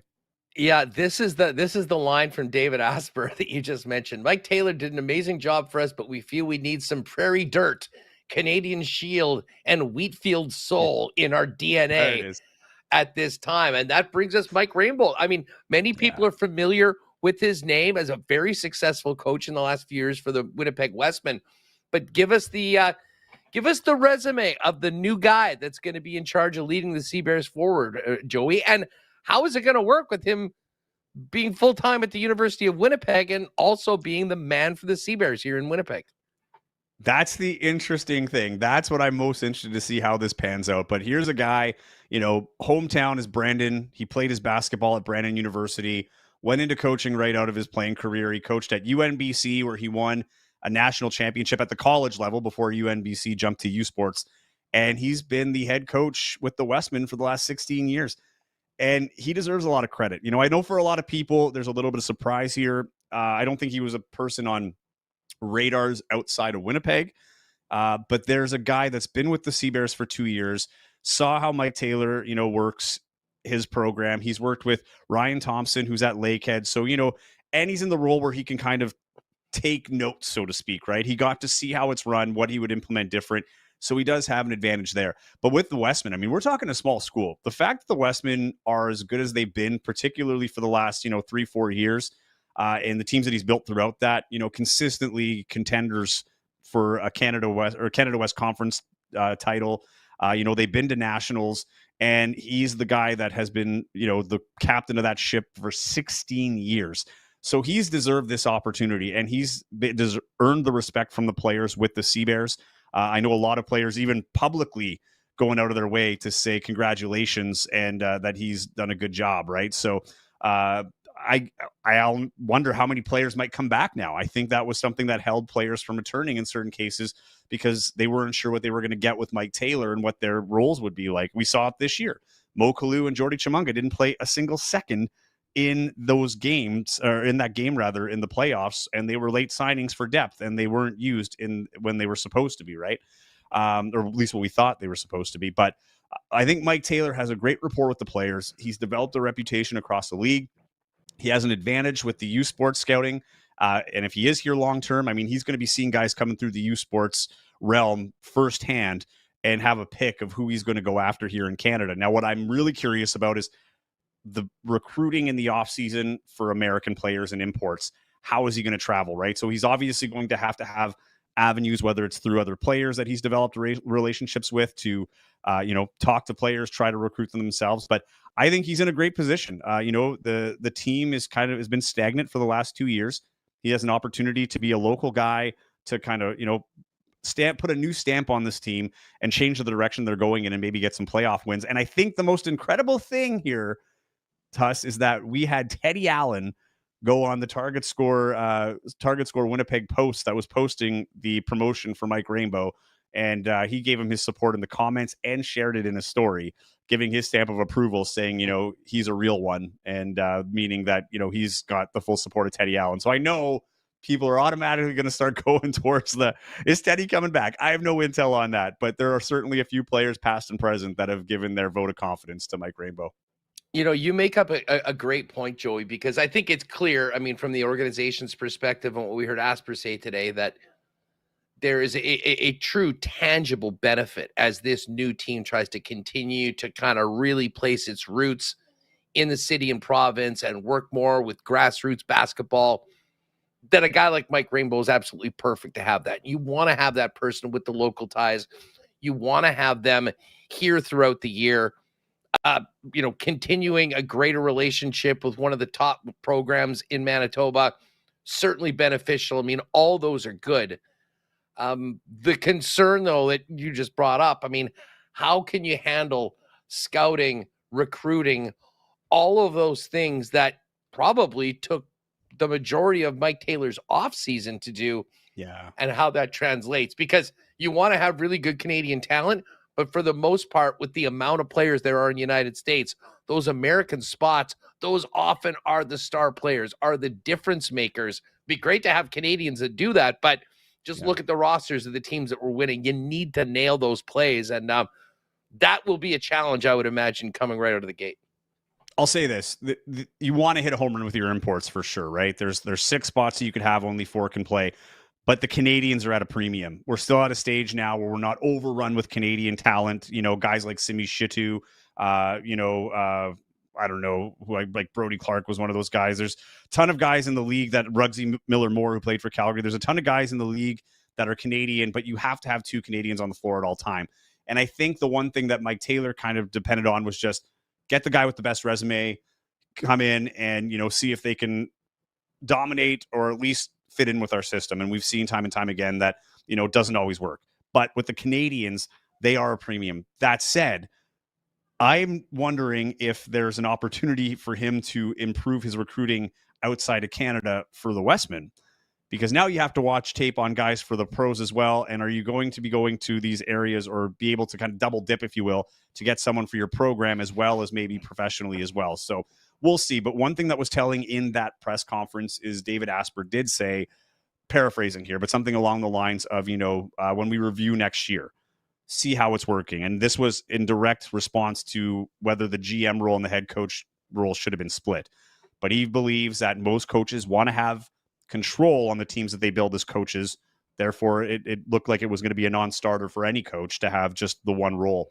But we'll see. And, I'm speculating here, but will Mike Rainbow have a moment at the end of the year, going into the CEBL season, thinking, man, that was a lot. I got to make a decision here. But it's hard to let go of a job that is, secure, right? The job at the West with the Westmen is much more secure than the job with the CEBL. That's just how pro sports works. So I think he's going to want to stay on and do both.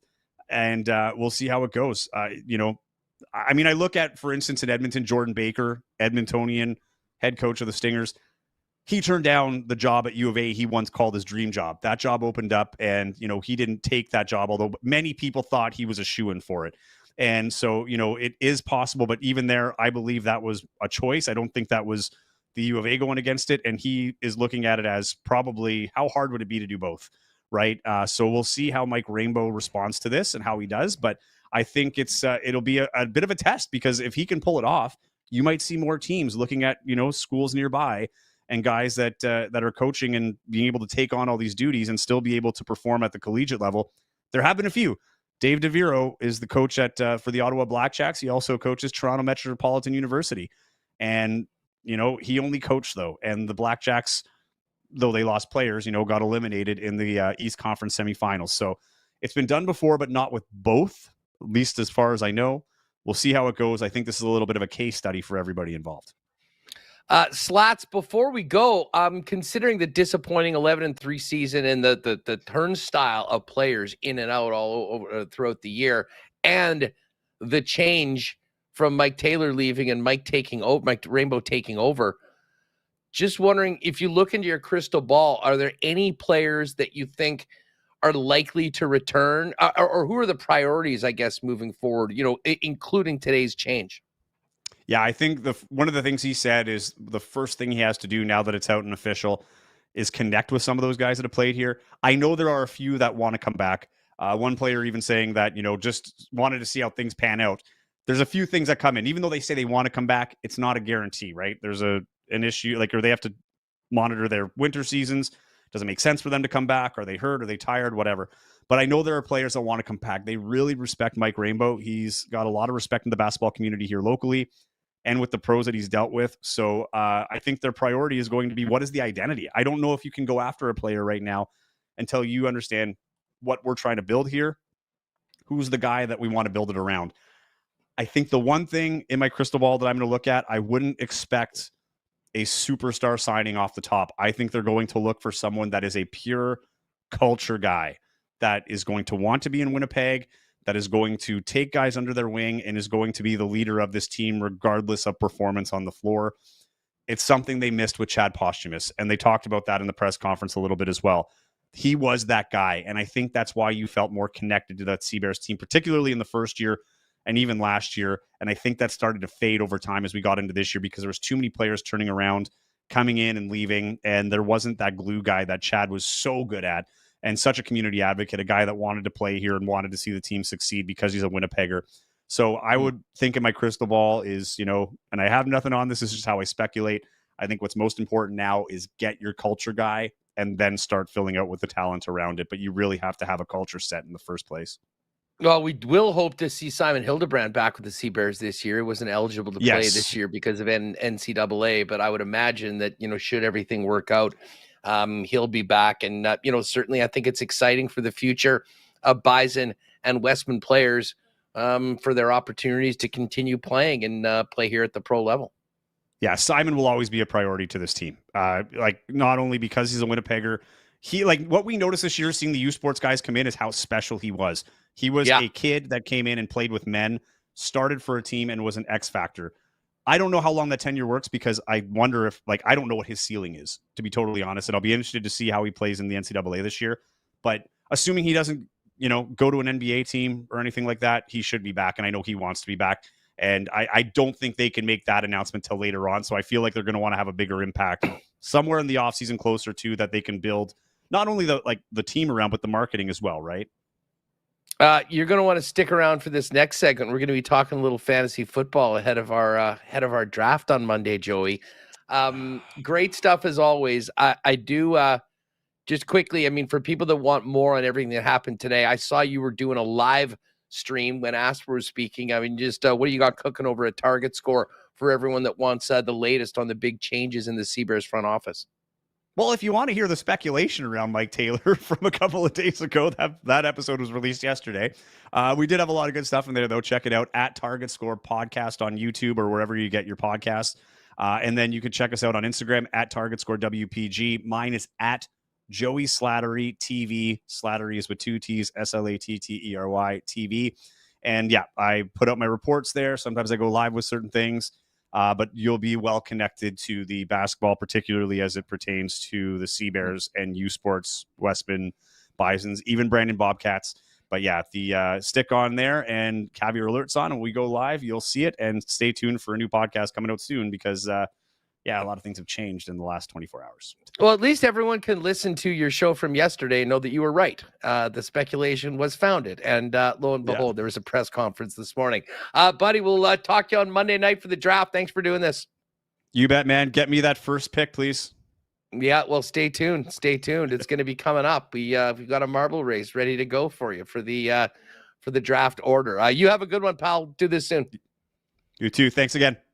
All right, let's we're going to transition over to some fantasy talk. I need Thomas Tipple today on the program. My brain's in a pretzel after a draft last night. We've got more coming up. There's a lot of people talking NFL right now as we get closer to many people's draft nights. And of course, we'll be doing that with Thomas from Fantasy Points in just a minute. The Goldeyes finish up their season this weekend. So do not forget, if you've been meaning to get out to the ballpark, the weather looks like it's going to be beautiful. This is a great time to finish off the summer if you are in town for the Labor Day weekend to get out to the ballpark. 4 more games beginning on Friday. Friday is, of course, the final fireworks night. And with it getting darker a little earlier and a 7 o'clock start, probably be the best fireworks show of the year. And of course, they blow it all up on the last game of the year. So fireworks on Friday. You've got the team player card giveaway on Saturday, and then Fan Appreciation Day on Sunday. Jerseys off, the full team autograph signing. Some other great giveaways. Fun way to finish off with always some great prizes from the Gold Eyes. So one final series for the Fish this year. Get on out to Blue Cross Park, goldeyes.com or 982 base for tickets on that. No real golf report coming up for Breezy Bend right now. We got to wait till the Ryder Cup. We had, of course, Jeff Feinberg on with the program yesterday talking Ryder Cup. Check that one out yesterday on the program if you missed it. But, of course, Breezy getting back to business now after hosting the Manitoba Open last week. If you're thinking about making one of Winnipeg's top private courses your long-term golfing home for you and your family, now is a great time to get information on membership for the 2026 season. Give Corey Johnson a call at 895-7205 or go online for more information on next year's membership at Breezy Bend online, breezybend.ca. Remus got me again last night at the Downs. That big lead I had after that big win, like 3 races into the season, has pretty much evaporated after last night. He had a couple nice wins. I did not do anything, and now we're like neck and neck. So it is going to be fun in our head-to-head battle throughout the year coming up. Of course, just finished up 3 days of live racing yesterday, and we're going to get ready again for next week. Now, I'm just going to check. I can't remember. Most of the long weekends, they do go on the Monday. And they won't be going Monday this week, though, because of the Monday, the 25th. So finish up your Labor Day weekend, and then Tuesday and Wednesday, the 2nd and 3rd next week to kick off September. There still is one more Monday date, September 15th, for those of you that are kind of planning. But Monday and Tuesdays throughout the year, all the way through to October 8th. A little bit of a later end because of the Tuesday and Wednesday live racing. But asdowns.com. Ladies' night on Wednesday. They've got details on that over at the website at asdowns.com. We'll look forward to seeing you at the track with still plenty of time in the live racing season over at Assiniboia Downs. All right, let's get down to business and talk some fantasy football. Of course, when we need fantasy or betting advice, we're leaning on our friends at Fantasy Points with the Fantasy Points data suite. It's the best research tool in the world. And right now you can subscribe to the NFL standard plan for just $60 USD and use the code WST10 to save 10% off any plan at checkout if you're serious about winning your league and dominating your friends. Let's bring in our guy, Thomas Tipple, to join the program again. Tom, what's going on, buddy? How are you doing? What's up, guys? Happy to be here. How many are you like drafting every night right now? I mean, no. You're so dialed in. No, you're done right now. You're finished. Where are you at?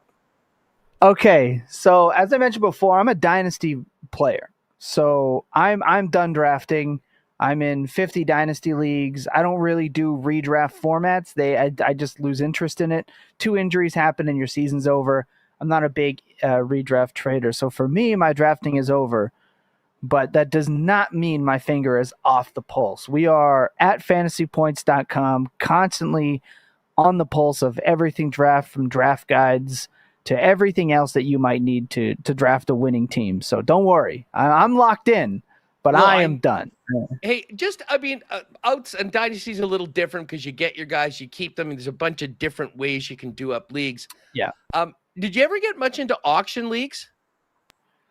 Or do you utilize auctions at all for distributing players as opposed to just straight snake drafts? So I'm not an auction draft guy, and I know I can already hear some people booing me from the concourse. Auction is a lot of fun. It's a great format, but it is a completely different strategy. So when I'm thinking about how I want to spend my money, because keep in mind, like, fantasy football is an investment if you think about it. And if you're a casual player that just wants to spend a couple money, get with his boys, spend a little money, get with his boys or girls and do some drafts, sure. But for me, I have a lot of money sunk into the game. So for me, sorry, 1 second. So for me to commit to a format that I am not familiar with or have as much nuance in, it's just bad for cash flow. I see it. I will throw out, having done a lot of auction, in more like redraft leagues, although it does add a pretty neat caveat into keeper leagues where, if you're keeping a guy, you've got a certain number of keepers, you keep them at their salary or it goes up slightly. It'll reward you for good bargains the year before. It is different. The one thing that I do love about it is that anyone can get the guy that they want, as opposed to, you do your draft order and guess what? If you're picking 10th, you can pretty much stop worrying about Jamar Chase or Bijan Robinson or, some of the other guys that you might really want to have on your team. But let's focus in on because I think a lot of people, casual players, are getting together with their friends and they're finding out where they pick, and then they're doing their draft league. In general draft strategies, let's just assume we're talking 12-team leagues and straight up, whoops, I just lost my headphones here. 12-team leagues, straight up drafting. How, Thomas, does things change? Well, first of all, even before we talk about the pick, is there any strategies that you've used or been successful with them in the past where it pertains to deciding when you're going to pick players and positions where, or waiting for who you, or if you're using the fantasy points list, have players at particular value at times when you're up on the clock? Yeah, so there's a couple, and honestly, the most important one is the easiest answer that you might think is, well, yeah, of course. Knowing your league settings should be the most important draft strategy that you have. I cannot tell you how many times I've entered a draft, and this is with other people that do this for a living or take it way too seriously, which happens often. They go 4 rounds in, they go, I didn't realize this was tight end premium. What do you mean it's a point per carry? What do you mean it's 6-point passing touchdown? What do you mean it's PPR? Knowing your league settings is the greatest advantage that you can have in any draft. And outside of that, best player available quite often is the best strategy to have because it helps you avoid reaching if you're panicking because you only have 2 wide receivers, or do I need to fill out my bench? Take the best player available and solve the rest as it comes to you. Not being afraid, I can't draft a running back in the second round. Well, why? What if a good value falls from the first? Somebody that typically goes earlier in the second round falls to the end of the second round. Well, guess what? I'm hitting that running back. Going into a draft completely wide open, staying water, staying fluid to every situation is going to be the best way. Not like if you go into the draft saying, I have to take 3 straight wide receivers, to me, that locks you into a building strategy that may be suboptimal because you've got 11 other managers that are also potentially going in with their own draft. So if you're locked in and not reading the room, man, you are going to be in a lot of trouble. Not being afraid to take the best player available, take that value that falls to you, is more valuable than going in there saying that I need to draft running backs in round 1. I have to draft running back. I have to draft tight end. Well, running backs did really well last year, so that means I have to take running backs early. Running backs did really well last year because fewer of them got hurt. So there's nuance to every single draft and every single roster build that you have to be paying attention to and locked in on. You're making me feel better about my performance last night. I was in a straight 12-team redraft league. I had the first pick. I was considering maybe going with Gibbs or Bijan, but I ended up sucking it up and taking Chase. And the running backs went off the board way earlier than I thought. And I ended up at 2 and 3 taking McConkey and Josh Allen. So I was set up with probably the best quarterback, the best receiver, another really guy. I mean, it was maybe Lamar, but whatever. I decided I would take a QB. But when it came back to me, the running back options were so underwhelming that I actually went back to the well with another 2 receivers. Tyreek Hill was there in the 5th round. And I'm like, I guess I get why people are spooked on him, but he was just in a place where I couldn't not take him. But now my running backs suck, and there's some GMing that needs to be done. But I wanted to transition this to your thoughts on how different do you look at things? Like, if you're in the first pick, you're going to get that first pick. You got to wait a long time, and then you're picking twice, back-to-back each time. Same thing on the 12 pick. How do you view things, or do you differently if you've got the back-to-back picks at the end of rounds, as opposed to being 6, 7, 8, sort of right in the middle, where there's a little bit of time, but a lot more things happen in between your singular picks? So 6, in the middle of the draft, is where you want to go if you want to be able to avoid a run. Oh, here comes the next receiver run. Because if you're at the end of a turn, right, the turn picks being the last 2 picks of each round, or the beginning, you get what I mean. 6, 7, 8 is where you can kind of avoid a run. If you think, okay, well, 6 straight running backs have gone off the board, I don't want to miss out on the next, 4 or 5 because people panic. It lets you stop the bleeding in that sense. Where I love picking at the turn. It gives you time to plan and strategize. I really like picking at either the 3 or 4. I do not like picking at the 1 or 12. But my favorite spots to draft from are 9, 11, and 3. Just because of how those turns generally end up for me by ADP. So, for example, I'm not somebody that typically drafts running backs early. But when I talk about being okay with having it happen in this 12-team redraft league that I drafted for somebody else, I started a CeeDee Lamb at 1-3, and Jonathan Taylor fell to me at 2-10. Now, generally speaking, I hammer wide receivers there, and we had A.J. Brown and Ladd McConkey. I hammered Jonathan Taylor at the 2-10. That is an insane. He is my dark horse candidate to finish as the RB1 this year. And on the way back, T. Higgins fell to me. So absolutely, I smashed that. Then you get someone like Omarion Hampton going in the 4th, George Pickens in the 5th, Calvin Ridley in the...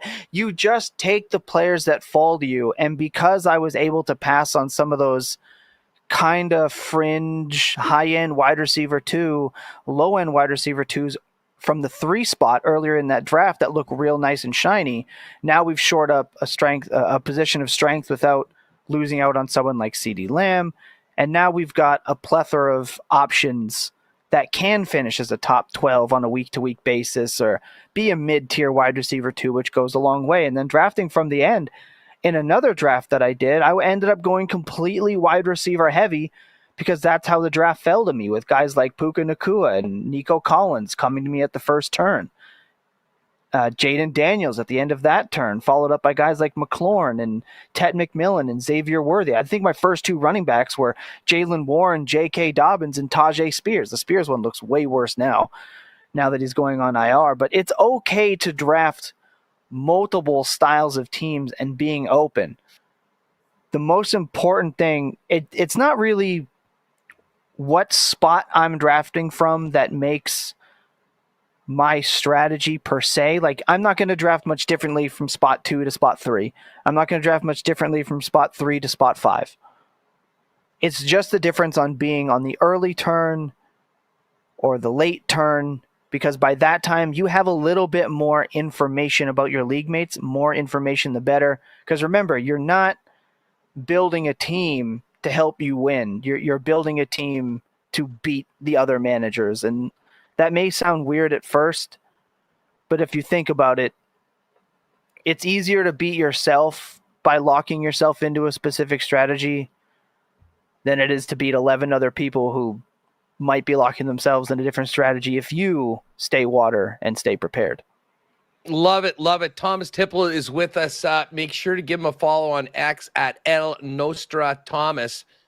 Great with DMs too if you got some questions. And of course, all of his work over at fantasypoints.com. Speaking of fantasypoints.com, we do have a couple of other memberships to give away. So if you haven't already, go to winnipegsportstalk.com/contest.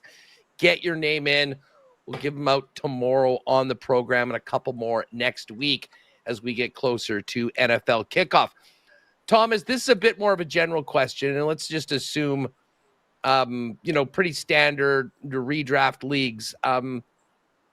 We all know everyone's got a list of their guys that they want to get. They are really high on this guy. I mean, we've talked a lot about the rookies in the last couple of weeks, who you want. Who don't you want this year? I mean, is there a list of guys that you are fading or given the opportunity based on listing and average draft position that you will generally zig when they're there and the logical, most obvious pick by the list might be to take that guy? Yeah. So before I answer that, I've been scrolling across your chat, and shout out to everyone that loves the Lego. I appreciate you guys. But there was one comment about Puka Nacua that I think is really important. Is I don't fear injuries. That's another important thing that look.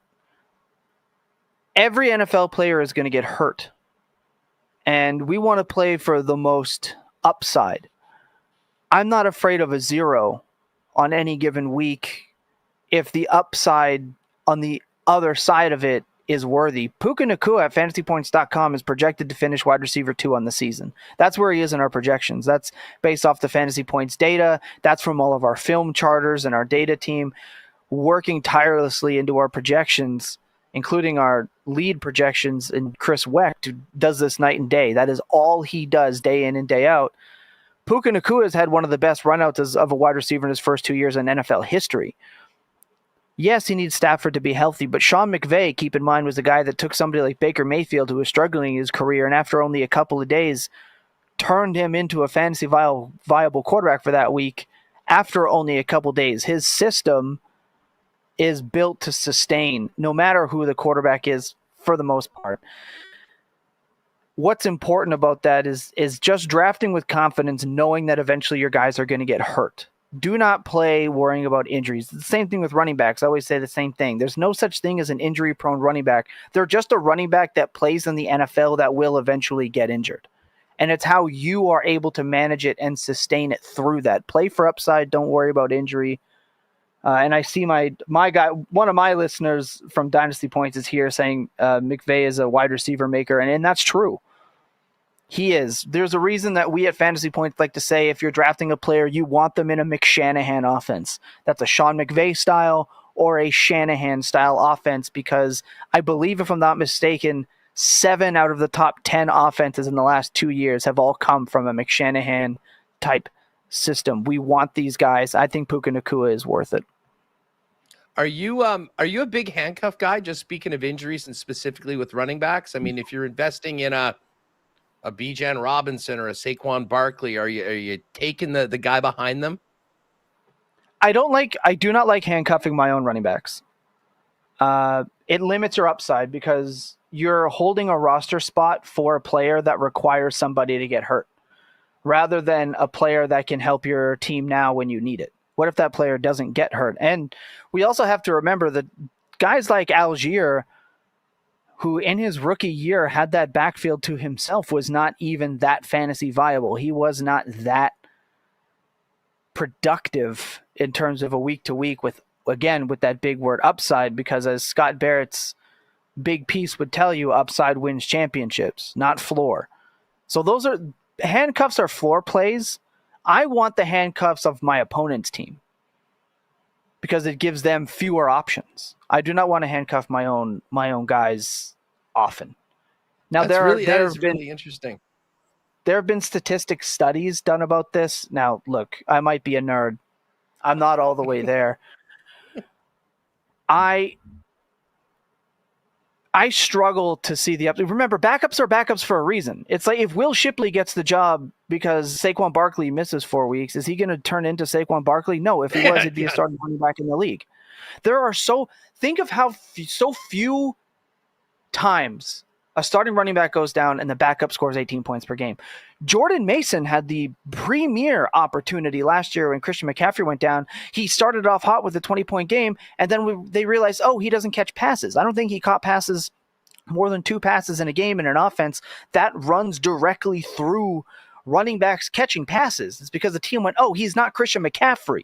We have to change our offense. It's just not as viable in the aspect of upside. I care about upside. So no, I would not be handcuffing my guys, and that's kind of the reason why backups are a backup for a reason. And I don't know if you remember this, but the Minnesota Vikings had a backup running back. Everyone said Mike Boone's the guy. It's going to be Mike Boone. Get ready. Everyone is geared up for the fantasy playoffs. Mike Boone in the lineup. He wasn't even the guy. They went to the third string running back because remember, not all running back backups are built the same. Let's take a look at the Los Angeles Rams. And I'm sorry I'm going on a tangent. I'm probably taking up more time than you wanted, but I'm passionate about this stuff. Let's look at the Rams. Love it. Who do you think is a direct backup to someone like Kyren Williams? You would think that it's Blake Corum. But I'm more interested in Jarquez Hunter because Jarquez Hunter is a better pass catcher and a more explosive player. So where Kyren Williams direct backup for long down and distance, that's first and second down, second and 10, first and 10, second and 8, etc. Fewer pass catching reps. That's someone like Blake Corum. Don't want that kind of upside. But the third down pass catching backup, that's the guy I want. He's going to catch screen passes. He's going to get the opportunity to do checkdowns, lighter box fronts where it's, 3rd and 7, good for a draw or something like that. More upside, more explosive. Not all backup running backs and not all running back rooms are built as simply as 1, 2, 3. Way more nuance that goes into it. No, that's a great thing. And that's the sort of you're going to get from. No, listen, I loved it, dude. I mean, it's great for people to hear these sort of, perspectives from people that, frankly, do it for a living and spend a lot more time on fantasy than a lot of people setting up for their draft. So before we go, who's on the shit list this year? I mean, are there guys that you're freaked out about? Yeah, so I can give you some higher end guys, and I can give you some lower end guys if you would like. So first off, Lamar Jackson is one in single quarterback formats. I don't feel like paying that second round price for. This is a quarterback who damn near had a record-breaking touchdown efficiency. This offense was unmatched. He does this every couple of seasons, but he definitely set a career high in his touchdowns.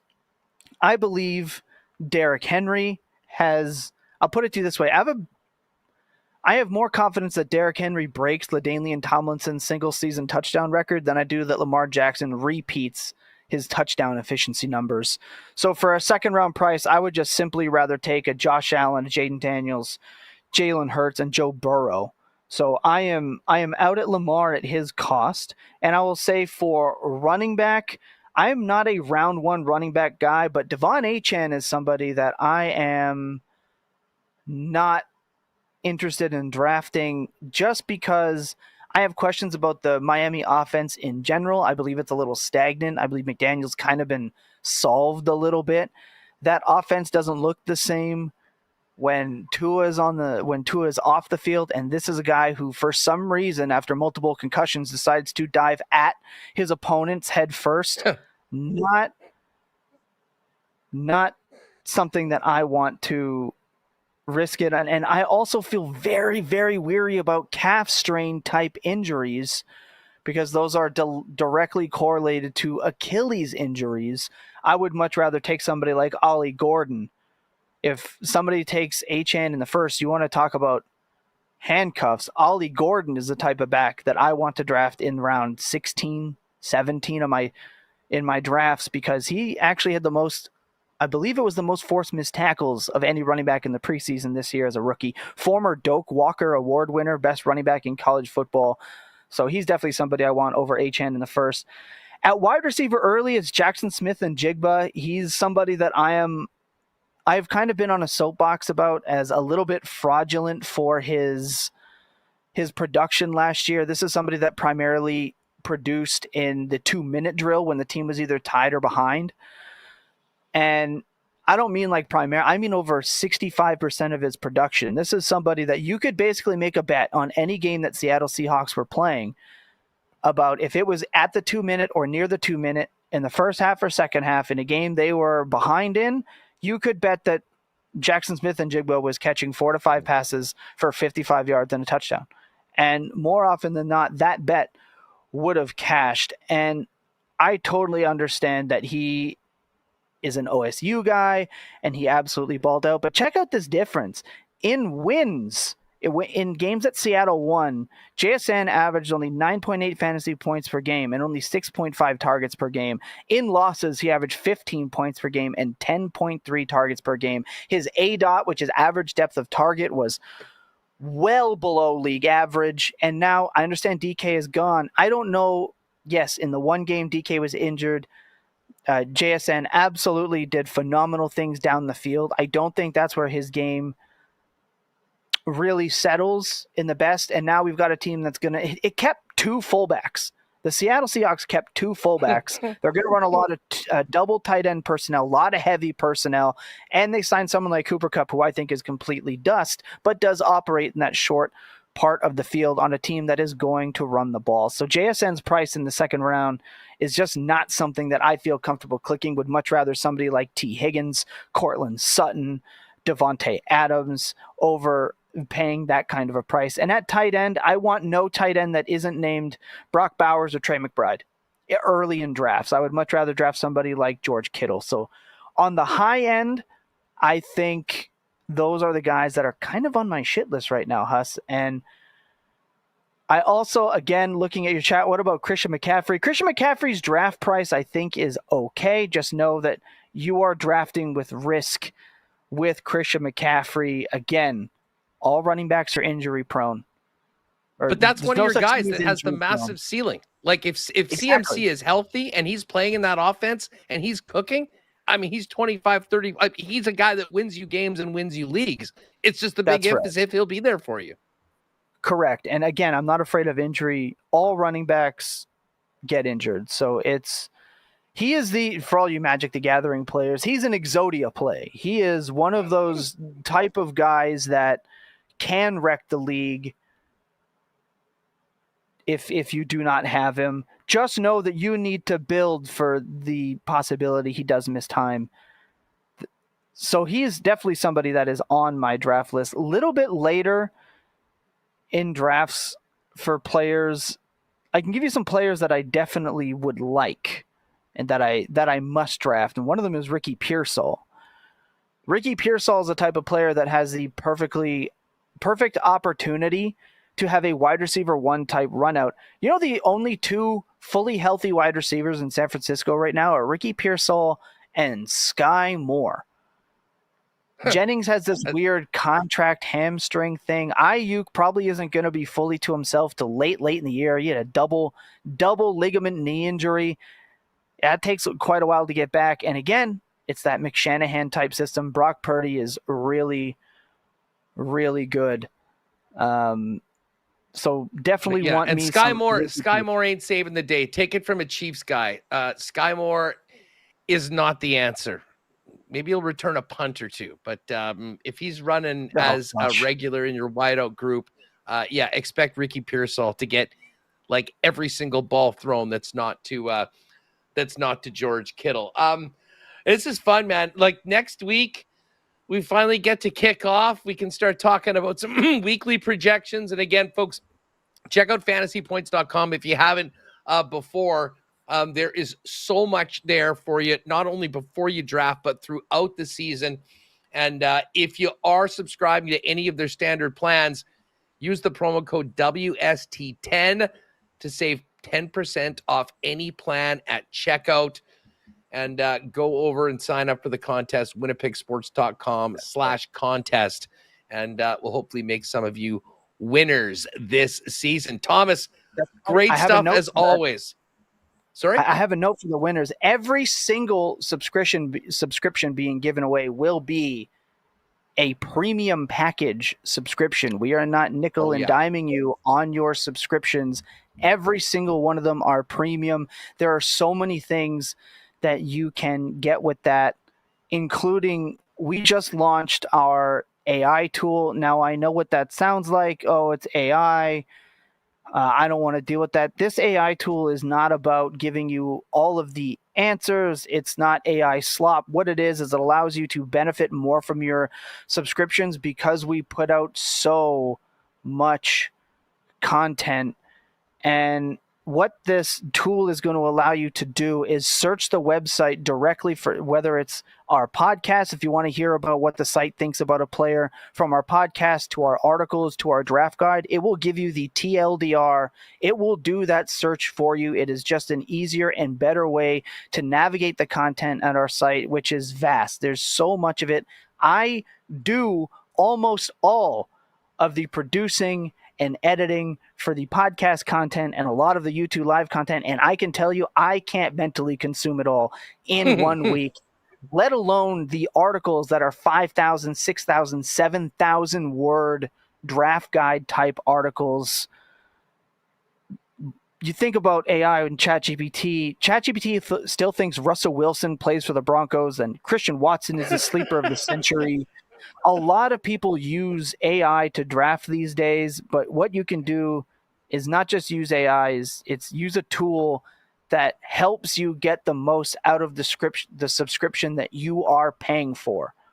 And that's what we're here to do. It's not out here to replace any writers. We are not writing with it. We are not producing video or audio content. It is simply there to help and assist you more. One last thing, Rob Mahoney, am I scared off of Stafford's back? Garoppolo doesn't have to be a good quarterback to be fantasy viable for wide receivers.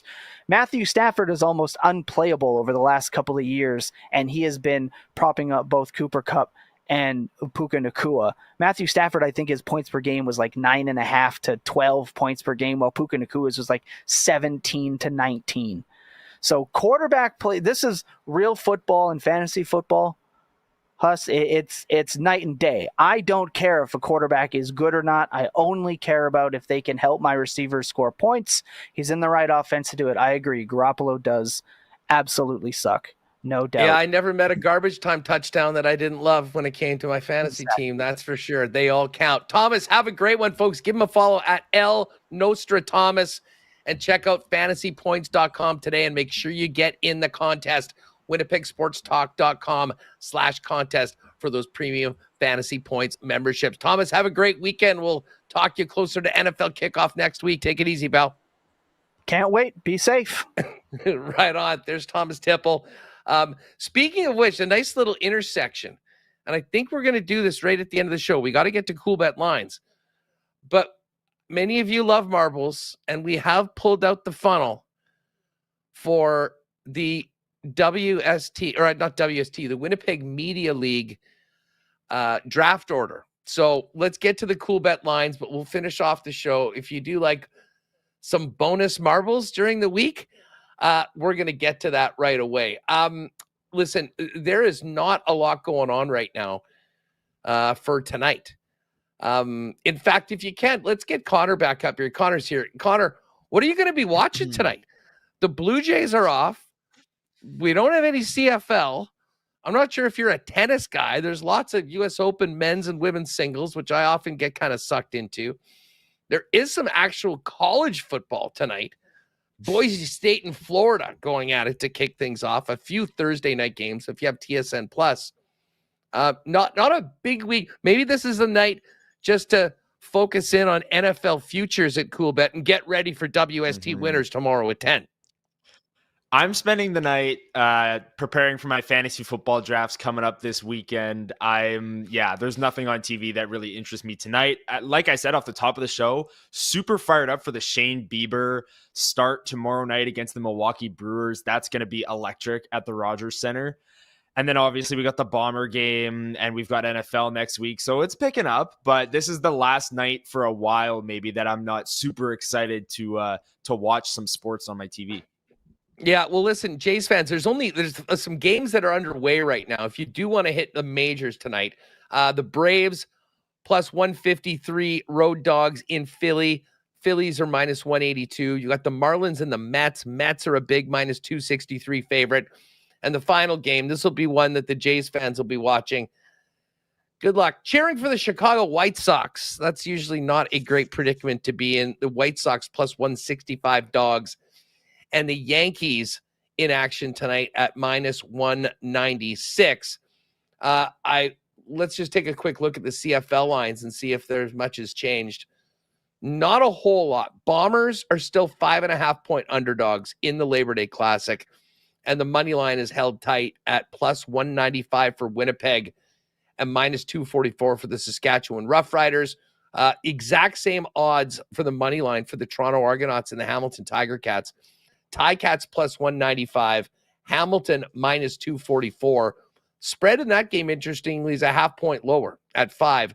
And that game has a massive over-under total, 57, Connor. I was joking with some friends and Jeff Hamilton earlier. How high does that number have to go to not take the over in Hamilton, Toronto, considering the way these teams have been airing it out lately? Oh, man. I into think the it'd have 60s, to get into the I think. Into the mid 60s. Yeah, like 63, 64. I think once you get into that range, then it's like, okay, that's a lot of points. But Toronto just had like an 80, almost 90-point game, the total against BC. It was 52-34. So I think 57 is high to begin with. I still think that goes over, and I think it would have to get into the mid 60s for me to back away from that. I think that is, we might have had a 57.5 this year. I'm not sure, but as high as it's been all season long. And there's a good reason for that. Monday finale for Labor Day weekend in the CFL. Elks, 7.5-point dogs in Calgary against the Stamps. Total in that one is 52.5. And if you do think Cody Fajardo can lead the Elks to a win, plus 275 on the money line, Calgary's still the favorite to win the Grey Cup at plus 240. You got UFC. Actually, I'm just looking. Oh, we've just got some WWE Clash in Paris. Wow, Logan Paul's fighting John Cena. Roman Reigns and Bronson Reed. This is interesting. We usually will save our wrestling picks for the big events a little later on. But yes, if you are a WWE guy like I am, you can go and check out the odds for that. And wow, Nikki Bella back in action. Gonna have to tune in for that. Always one of my favorites. Shout out to the Bella twins. All right. We do have Gold Eyes odds tonight. Can the Gold Eyes get one done in Fargo? Well, we will see. If you want to make a little wager on the Gold Eyes tonight, plus 115. Fargo Moorhead minus 154. That's under Canadian baseball. Of course, you can check out the combo cards. We'll be cranking some up. And tomorrow on the program, when we get our favorite ones, our favorite picks together, for the futures, we'll put some stuff up in the combos. Jake always looking for good stuff for Winnipeg, though. How about this one? We've got the Gold Eyes, the Toba two-piece, he called it. This is right in the combos cards at the top of the main page.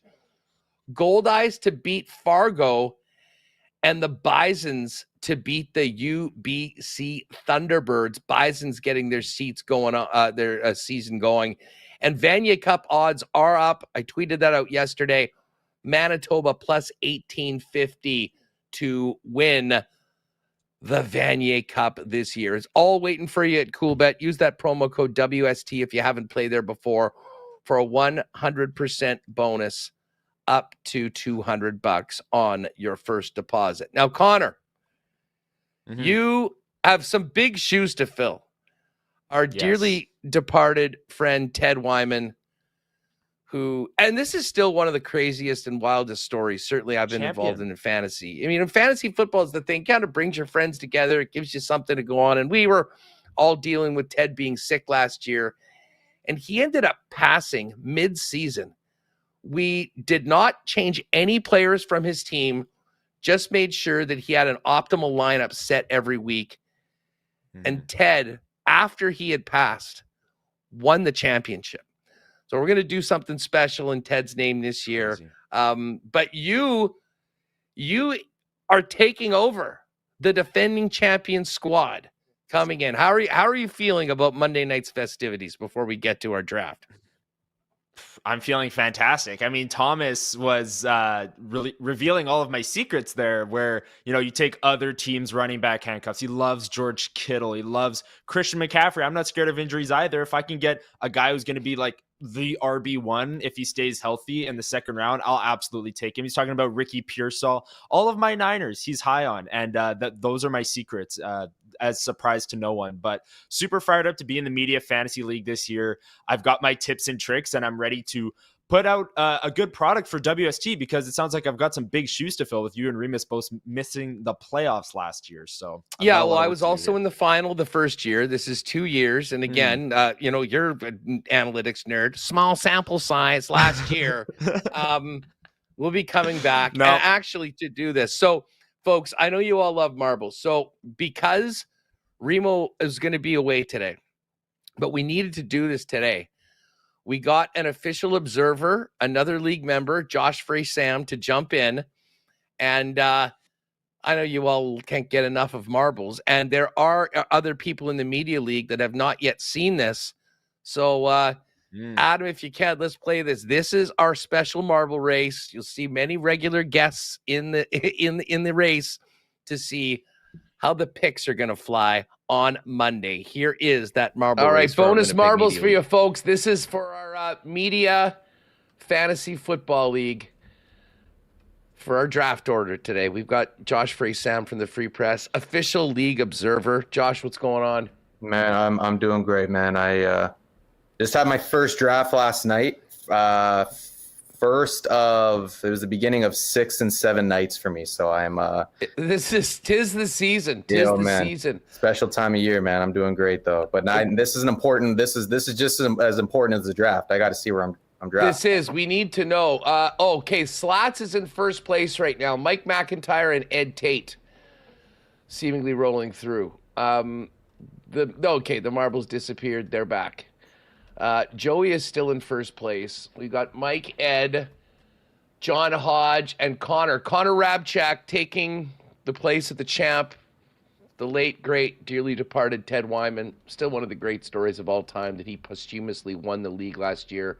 We'll miss Ted. The Ted Wyman Bowl is the champion trophy of the league. But right now, it is the Slat Man with a very slight lead over Mike and Ed, with John Hodge and Connor right back in. I see I'm in 9th right now, Bombing in 10th. Hammer in 8th right now, but it's Slattery. Things will get a little interesting now as we get into these subsequent funnels. But it does seem that Joey Slattery has a nice lead right now. This is the bigger funnel, though. We're going to have to see, really, I think whoever gets down this one first clearly will have the pole position, if you will. This has been Joey's race to lose, really, from the start, but he's got some company now as everybody else gets into the funnel. John Hodge getting down low. Could Hodge make the move? Okay, it's Hodge and Slats coming out of this first funnel. Mike McIntyre in 3rd right now. Eddie Tate right behind. 3 Down Nation. John Hodge. Joey Slattery, Target Score Weekly, and then, of course, Mike McIntyre. Mike will be drafting from Bermuda on Monday night when we get going. All right, it's coming down. Opposite sides. This is going to be who's getting the number 1 pick. Will it be Slats? Will it be John Hodge? It won't be me or Josh. It will be Joey Slattery. Joey's picking first. John Hodge in 2nd. This is going to be tight. Mike McIntyre, Ed Tate. Wow. Here we go. Taylor Allen in 5th. I'm 6th, right in the middle of it all. The Hammers in 7th. Josh, I haven't missed your name. I didn't even. You're 12th. You're on the. This. You know what this reminds me of? Remember? I don't know if you guys remember after last year's draft, and Yahoo literally predicted my team 0-14 or something like that after my draft. This is equivalent to this. After winning the year Just before. A no-show. And you know what the funny thing is? We have never had, the reason why we do the funnel is that everyone always finishes. So the fact that you went over the top rope and were eliminated is somewhat incredible. All right, so there's the draft. So congratulations to Slats, who asked for the first pick and he got it. Our order is as follows. I'll just pull this back for 1 second. We've got Joey in first, Hodge, Mike, Ed, Taylor, Huss, Hammer, Connor. Oh, Connor, you're at 8. I don't know why I thought you were earlier. Bombing is at 9. Billick at 10. Remus 11. But then Josh at 12. And as I said, I never saw him thrown over the top rope. I mean, he wasn't in the top 10, so he wasn't showing. But Connor, I think that might be the first ever elimination in the funnel we've ever seen. The reason why we do the funnel is because everyone finishes. So thank God we had Josh with us as the observer. Mm-hmm. That was a bizarre marbles moment. But here we go. We're going to be, I mean, this is going to be fun. And, you know, you're picking at 2 quarterback league, like super flex league. So, you know, there's going to be some quarterbacks gone, but you'll still have an opportunity for one of the top positional players, and then maybe a QB at 8 in the round 2. And it's a good thing you had Josh in there out of all people, because the one guy who didn't finish would have called BS if he wasn't there to see it. So that why we recorded it and played it on the show. Yeah. If we look back months from now and Josh finishes last in the league, we will look back at this as the turning point that sparked it all, not finishing on the funnel in the marble race. But I will say, great fantasy advice from Thomas Tipple on knowing your league, because I have guys that I like in all of my fantasy football drafts, but then I go look at the settings in the media league and that changes big time. And it's 3 wide receivers, but it's standard, but it's point per first down. There's so many weird rules in this league and all of your leagues, your home leagues. So knowing your league and adapting your draft strategy to it is the number one thing, because you'll go in so many drafts and it's different in every single draft. So that was a really good piece of advice from Thomas earlier. Well, and I would also say, you know, when you're looking at the list, like, I mean, you know, like when you're doing an online draft, like they have their order. Well, that order at ESPN is different than at Yahoo. It's different than at Fanball, different at Sleeper. So, and knowing, like, I mean, don't use a standard list if you're doing a PPR league, and all that stuff is there. And certainly Fantasy Points has some great stuff on all of that. All right. Fun show. Tomorrow will be good. One final show before we get going to Regina, and get this special guest on the program tomorrow, kind of a not sports guest, Steve O of Jackass is coming on the program tomorrow. I'm really looking forward to that. And we might transition the 2 most opposite guys on the planet from Ken Wiebe into Steve-O tomorrow on the program. So I'm very much looking forward to that. We will get ready for the LDC with Derek Taylor with the latest on all things Bombers. Ken was out in Calgary for the last few days at the Olympic training camp or orientation camp, whatever they called it. He's got a piece in the Free Press talking to Josh Morrissey. So Ken will be on. We'll have Steve-O. I'm sure Hacksaw will pop in. We'll crank out some marbles, and we'll get ready to head to Regina. Connor, as always, thanks for jumping in today. And a big shout out to Adam making it happen today. Shout out to the boys from Assiniboia Downs, the brains of the operation on their amazing production there, helping us today with Winnipeg Sports Talk and tomorrow as well. Shout out to Reem for doing that. And by the way, new social content with more on the NHL 26 draft ratings, including all about your Winnipeg Jets. We'll have that on the show tomorrow as well. In the meantime, get outside. Great day to take it in without much going on the sports calendar this evening. Tomorrow morning, 10 a.m., live on WST. We'll do our NFL Futures Extravaganza with Jake and Pat, and then another big show at 1 p.m. as we get ready to head to Regina for the Labor Day Classic. Thanks again to Joey Slattery, Thomas Tipple, who joined us today a little bit earlier on. Of course, we had the Hammer and Jamie Nye as we talk Labor Day Classic. Adam for getting us on and off the air today. Tomorrow, Weber, Hacksaw, Steve O, and the voice of the Winnipeg Blue Bombers, Derek Taylor. For Connor Hrabchak and Michael Remus, I'm Andrew Paterson. Have a great night tonight, folks. We'll see you tomorrow right here on WST. Join us at 10 tomorrow for the NFL show. Oh, my God! Oh! Shut it down! Let's go home! Thanks for tuning in to Winnipeg Sports Talk Daily. Make sure to subscribe on YouTube and your favorite podcast feed at winnipegsportstalk.com.